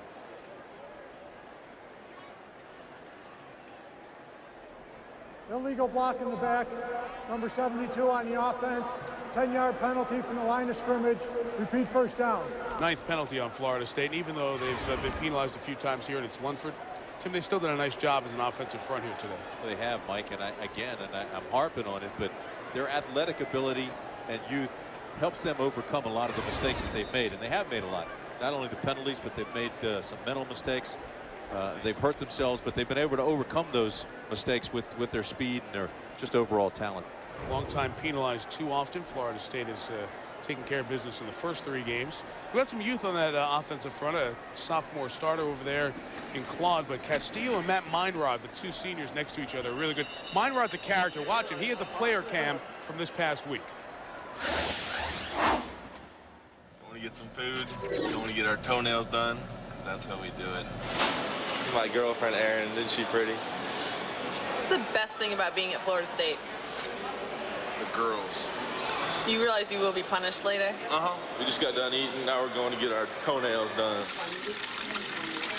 You get teased about a guy getting a pedicure, but this is what it's all about. A guy getting a pedicure? How about an offensive lineman getting a pedicure? Tim, I understand kickers getting pedicures. Incredible feat. Footwork's the key to offensive line play? Exactly right. You got to keep those babies ready. Florida State just picked up a flag, illegal substitution. They had 10 or 12 in the huddle, I should say. Now, you can't make fun of that guy for getting a pedicure, and here's why. The strongest player on this team for the second straight year, cleans 430 pounds, benches 505, and squats 630. So if this ACC honorable mention player wants to get a pedicure, it's okay by me. Yeah, who's going to tell him he can't? That's right. All ACC, missed most of 2004 with an ACL. Keeping those dogs in shape. Taken out of bounds by Matt Root. Third string tight end, Notre Dame transfer, usually in there in short yardage. 6.5 to go. Mike, one of the biggest things, the most improved things I've seen with Florida State is the fact that Jeff Bowden, who again was under a lot of pressure for his play calling a year ago, I think is now starting to prove that he can run out of throwing formations and vice versa. You know, if he's in a shotgun, you'd think pass, but he has a couple of runs in there. He's got the draw, the option. We've seen those today. He runs the screen. So I think they've become less predictable. And when they start it in 4 wides like they did today, they also eliminate some of that blitz. There's Jeff, the offensive coordinator for the 5th year, 12th year on this staff. Brother Tommy is winning by 3. Clemson beating Wake Forest in the 4th quarter. High throw by Lee, hauled in by Kenny O'Neal. Gregory chases him. O'Neal takes it down inside the 10 into the 6-yard line. So the Noles will go over 400 yards here, and they'll have first and goal. Now, if I'm Lorenzo Booker, when I'm watching this tape with my teammates, I'm dogging Kenny O'Neal. I'm saying, listen, I had the same situation, and Gregory couldn't catch me. First of all, the ball's perfectly thrown. Again, they find him in a cover 2. They hit him between the corner and the safety, and then it's a foot race, and Gregory this time chases O'Neal down. Kenny O'Neal, the freshman, says that he's as fast as anybody on the team, but Gregory, who is the fastest guy, number 25 on Syracuse, catches him from behind. He didn't catch Booker, and Booker will let him know about it. Play of 75, Tim, the longest play for the Noles this season. Joe Surratt joins Lamar Lewis in the backfield. Everybody in garnet and gold getting a turn now as it is Cakewalk City. Here is Lewis. Huge opening. Plows through the safety. Touchdown for Lamar Lewis. He ran right over Anthony Smith.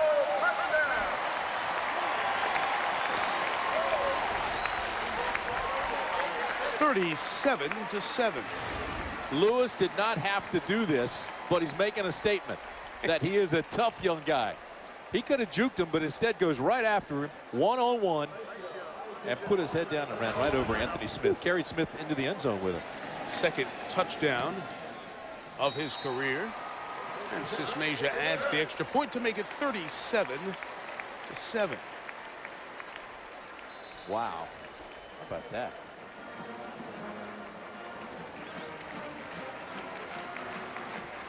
Lewis is 184 pounds. Anthony Smith 194. The smaller guy won that battle. Momentum's a good thing every once in a while, isn't it? Yes, it is. We mentioned that earlier. Oh, Timmy, we talked about this Syracuse team trying to retrofit an option recruited group into the West Coast offense. It's going to take them some time. But all the youth of Florida State that we talk about, the main youth is that quarterback spot because they've got some experience in receivers in Willie Reed and Dakota Fagg. They're back, and Chris Davis, excuse me. Leon Washington and Lorenzo Booker give him good running backs. And a defense that's awesome will carry you a long way. Now, Syracuse is not the great offense. But this defense has looked terrific against everybody this year. Yeah, and I agree with you. And up front, the same thing. You've got Meinrod, Castillo. You've got some experienced guys there. Even Niblock, who's a junior, but has played a lot. So, yeah, I agree with you. And once they get their quarterbacks, Weatherford and Lee, more experience, I mean, this is a team that has so much talent. You've got to believe that they're going to be in the hunt in late October and early November. Depending on what happens here in the next couple of weeks, you would think they might be favored in every one of their games until the game at Florida dropped and brought in at the 12 by Curtis Brinkley. Let's take a look at the Pacific Life game summary. We'll bring you up to date on everything that's taken place today. And it got off to a little bit of a funky start because Drew Weatherford, who's the quarterback for Florida State, thought he had an interception here. But Gregory tips it. Willie Reed comes up with it. And Reed takes it in for 43 yards and a touchdown, 7-0 State. Weatherford with the quarterback sneak. Then here we go again. Chris Davis on the post pattern, 15 yards, 24-0. Then watch this. Lorenzo Booker on the little swing pass. And the yards after the catch. He does outrace Gregory and beats him to the end zone. Touchdown, 71 yards. And you look up at the board, the total yards here today, same digits, slightly rearranged. Florida State has 471, Syracuse has 147. Only numbers that count, 38-7, Florida State. Patterson's throw to his fullback McDonald is complete. You might be wondering, why doesn't Syracuse have its backup quarterback Joe Fields in the game? Fields won the starting job last year. There he is on the sideline at a Washington High School in Houston, Texas. Started the first 3 games, and then Patterson took over. Well, here's why. They're thinking about redshirting him. They're not committed to redshirting him just yet, but he hasn't played. If Patterson's going to be the guy, and the third stringer out of Windsor, Ontario, Matt Hale, if Hale can come along enough, then they're going to try to keep Fields' year because he's a sophomore and keep that 1 year of experience. And it's a smart move. Very, very smart move. Keep his red shirt alive. Kareem Jones runs to the 25. Suze, what about the quarterback still in there, Patterson? Well, Mike, you talk about possibly putting a backup in. The only reason to do such is that Patterson just told me that his right knee is indeed very sore. He's been limping up and down the sidelines, grimacing in pain. Something to keep an eye on there, Mike. All right, Susie, Matt Hale, that third-string quarterback, technically second string. He's the only one that's played other than Perry Patterson. Saw his first action against Buffalo, the 31-0 shutout win 2 weeks ago. I also think Greg Robinson's trying to make a statement. He's trying to say, hey, we're not going to quit. We're going to continue to battle to the end. I want to keep my starters in. We're not going to wave a white flag. Swing out to Kareem Jones. Room to run. Got a block downfield and took it to the 44-yard line. Nice block by Quentin Brown, the sophomore receiver. And Tim, they need every bit of actual live action in this offense to get better. The offensive coordinator, Brian Periani, told us earlier this week the bye week was great because we just got to throw and catch. Remember, these guys came in the option offense. It took so much time to execute it so well.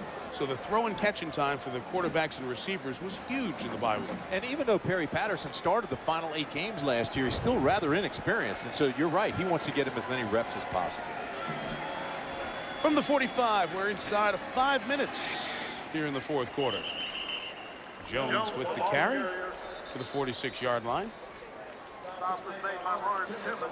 Second down coming up. NFL weekend starts tomorrow, and then Monday night it wraps up with the Pack and the Panthers.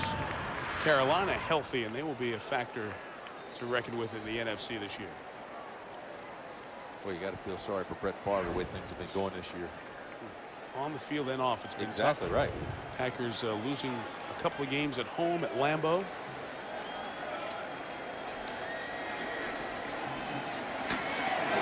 Nothing there for Kareem Jones. You know, speaking of the NFL, that's where Paul Pasqualoni is now. We talked about the former Syracuse head coach.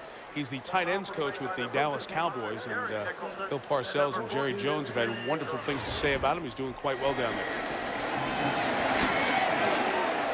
It's one of those you just take a look and listen. Yep, Derek Nicholson with the hit there. Love the clap of the pads. Well, it's a storied tradition, certainly at Syracuse, and Greg Robinson trying to resurrect things there. 6-6 last year, and they'll go to 1-3 now, but he's trying to turn this thing around. Anytime you've got a new offense, it's not easy. They go into conference play, as I mentioned, at Connecticut on Friday night. Game's on ESPN. Patterson, the long toss. All in for the first down. Takes Syracuse into Florida State territory with Tim Lane. He'll be at the 30-yard line, and a Florida State player is shaken up. Look at it above, and again, Patterson gets out from all the trouble, and this time just throws a nice little touch pass. And by buying time, it made that play work. He kept the play alive, and he hadn't had that opportunity all day. He's been chased and he's been sacked, but this time he keeps the play alive. The longer you can keep it alive, the advantage then becomes yours because the receiver now skates with you, and the defender it's tough to keep that guy covered all that time. And the freshman out of Orlando, Kenny Ingram, was the one beaten in coverage, and he's the one who was shaken up after Tim Lane's 25-yard grab. Mike, one of the great traditions I always liked at Syracuse was the number 44. And when you went to play Syracuse, I remember when I was playing against them up in Archibald Stadium that, you really wanted to get after 44 because you knew what a special player he was. And you wanted to see if he could earn the respect that everybody had worn that jersey before him could. But you're telling me now that tradition has changed, that they've gotten away from that a little bit. It's interesting. You had, of course, Jim Brown and Ernie Davis and Floyd Little, who wore the number 44 over the years, all three Hall of Famers. But that jersey had been used in the past as a recruiting tool. The last to really wear it was Rob Conrad with the Miami Dolphins, now retired from the NFL. But they're going to retire the jersey instead of using it as a recruiting tool, which some schools do with their famous numbers, like 55, worn by Derek Brooks, is now Derek Nicholson's number here at Florida State. They're going to take 44 and retire it. Florida State's retired some of their numbers in the past, like Dion's number. Nobody's going to wear that again. But Syracuse will be doing that later on this year up at the Dome. Patterson, the deep ball, is hauled in for the touchdown by Nicholas Chestnut. So Chestnut, a defensive back out of Houston, Texas, who has moved over to put some speed on the offensive side of the ball, gets his first collegiate touchdown, a 30-yarder. Score is going to be lopsided, but Greg Robertson will see a lot of positives in this game. Again, this is just such a nice pass. He puts a lot of air under it. He lets his guy have a chance. He knows the safety, Williams 8, is coming over to make the play, but it is just thrown perfectly. Chestnut probably would not have been on the offensive side of the ball if not for the injuries to Lobdell and Bembo earlier this year, but he's over there now, and he has a 30-yard touchdown pass, the first of his career. And the extra point makes it 38-14 with 3:20 to go. It's an interesting defense. It looked like they were in man coverage, Florida State, on the touchdown. As a matter of fact, here they're pressing hard on Chestnut, but they let him go, and it's a zone, and the safety doesn't come over. And Perry Patterson picks that up. He reads it, gets it over to Chestnut before Roger Williams, the safety, can get there. They were not cheering for your analysis of that play, by the way. Partner. Yes, I thought they were. It was one of the best I've heard, actually. But they're cheering as the Knowles fans Look see at that. The Mighty Gators have gone down 31-3 in Tuscaloosa. Very football smart crowd. Yeah, they know what's going on. Rule 1: dislike the Gators. Real smart. That's it. And don't think that every Knoll who knows the Gator isn't going to be on the phone within the next hour, rubbing it in big time. And in the office first thing Monday.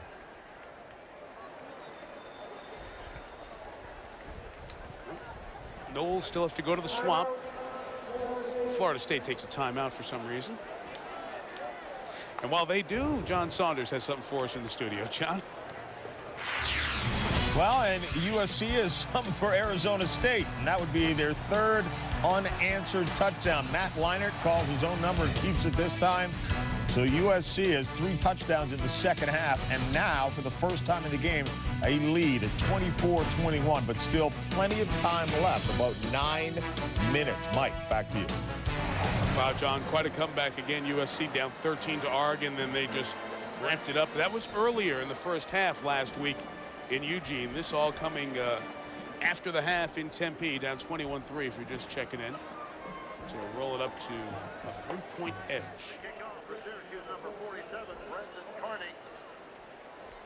Well, Brendan Carney set to kick it off. Kenny O'Neill, Lamar Lewis are back. But Florida State just wanted to see if Syracuse put its hands team on to try an onside kick before they decided which unit to put on for FSU. Kicked away to O'Neill.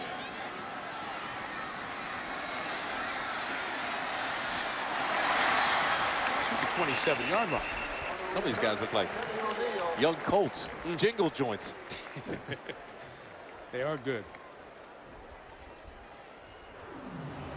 Take a look at our IBM Star Watch, and Drew Weatherford, the young quarterback here at Florida State, is starting to really grow into this offense. Look at these numbers. They're impressive. 17 of 26, 234 yards, 3 touchdowns. He did have the interception and probably got away with the other where he threw it and Gregory had it, and it turned out to be a touchdown to Reed.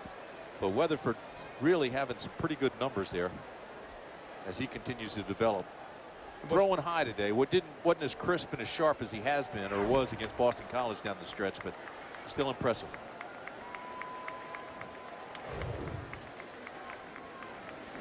Antoine Smith and Joe Surratt in the game. Xavier Lee trying to get more passing under his belt. Throws it deep, and it's incomplete.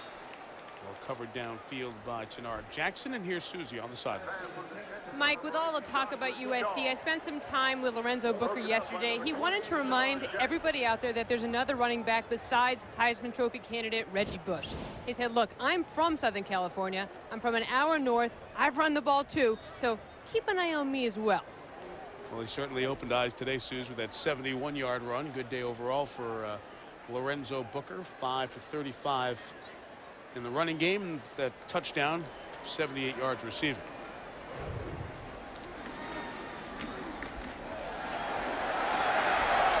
Out to the 35-yard line. Tim, you brought up the quarterback Weatherford. We're watching Xavier Lee.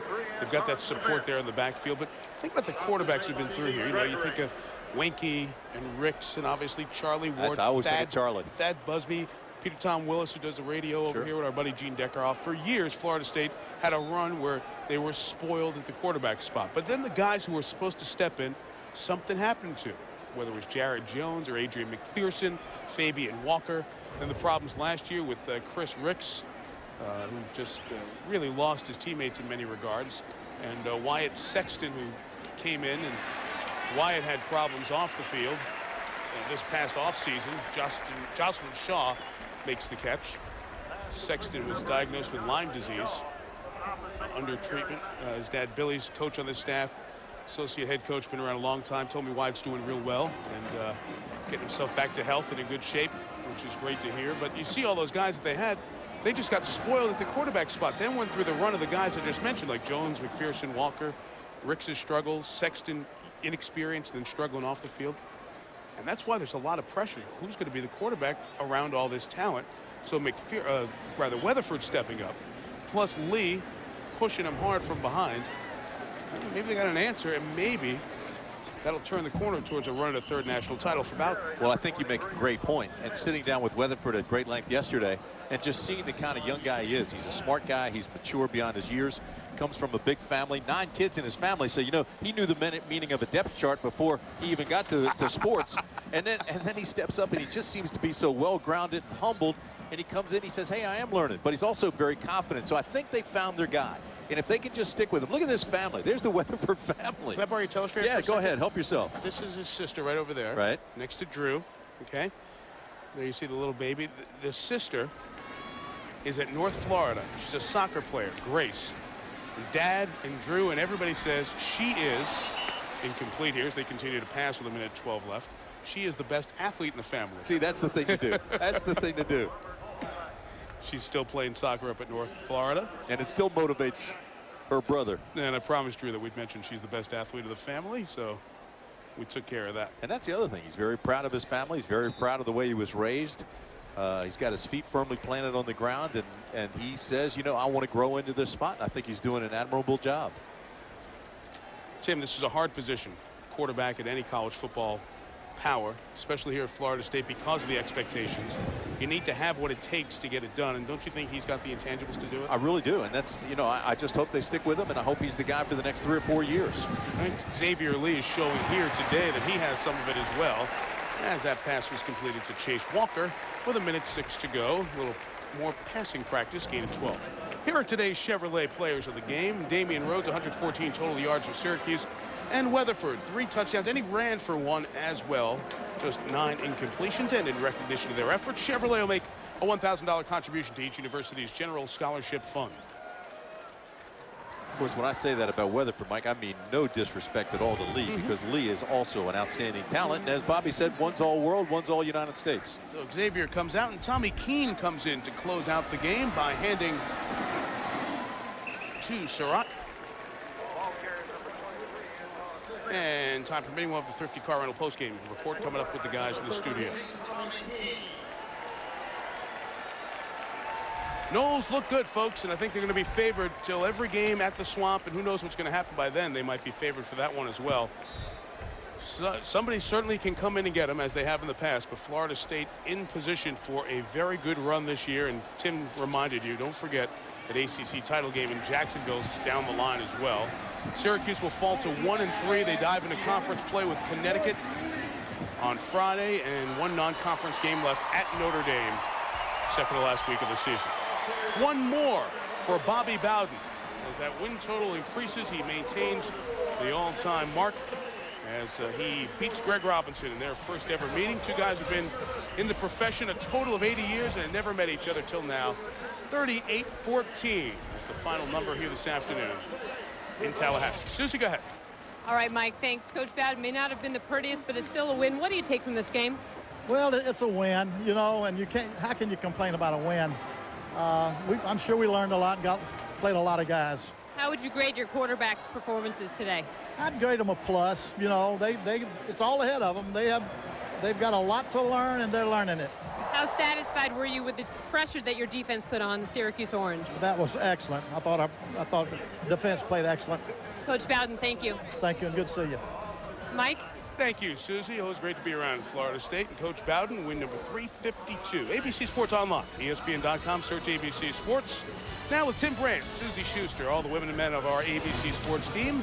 Mike Tirico saying so long for Tallahassee. Local programming's next. Thank you for enjoying college football here on ABC. Coming up on ESPNU, we take you to Norfolk, Virginia for a MEAC matchup between Norfolk State and the Bulldogs of South Carolina State. The bands are ready to go. The players will be in about 30 minutes right here on ESPNU. Ahead on the U, it's the Red River Shootout in Big D. Convince Young and the Horns hook Adrian Peterson and the Sooners for the first time since the Clinton administration. Can the resurgent Tennessee Volunteers find a way to slow down DJ Shockley and the high-powered Georgia Bulldogs? Could anyone have predicted the unbeaten start by Penn State this season? Can Michael Robinson and the Nittany Lions be stopped by A.J. Hawk and the Buckeyes? Plus, Steve and Tom pick this weekend's winners. All this right now on the U.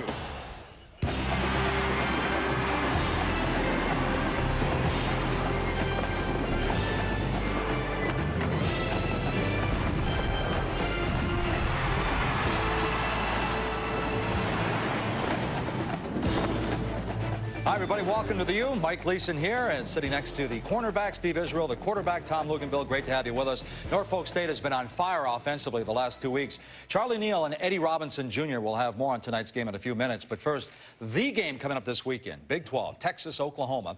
It's now no longer the Red River Shootout. It's the Red River rivalry, but it really hasn't been a rivalry. 5 straight for the Sooners. If they make it 6 straight, Katie, bar the door in Austin. I'll tell you that, right? You're right. You're right. Mike, the Sooner schooner is missing a wheel. And what I mean by that, they are not playing well on defense at all. And one of the main reasons why, they only have 4 returning starters. No enthusiasm. I don't see a sense of urgency on the defense. Who's going to step up and be a leader? Here you see Maurice Drew running through them like a knife through hot butter. I tell you, they can't get off block. You see pressure finally, but then you have missed tackles. I just don't see them running to the ball with that sense of urgency. Now we have blown coverages. Back in the secondary, there's simply not, the coverage is not the way it should be, in zone or in man-to-man. And one of the reasons is they have 2 freshmen, Reggie Smith and Nick Harris, freshmen playing back there, and that's tough when you're in a situation where you need your safeties to lead a defense. And I tell you, I know, Tom, you feel the same way on offense. Well, that's right. You hit the nail right on the head, Steve. The problem here is a lack of experience across the board on this Oklahoma ball club, particularly on offense. This team lost a boatload of playmakers off of last year's squad, including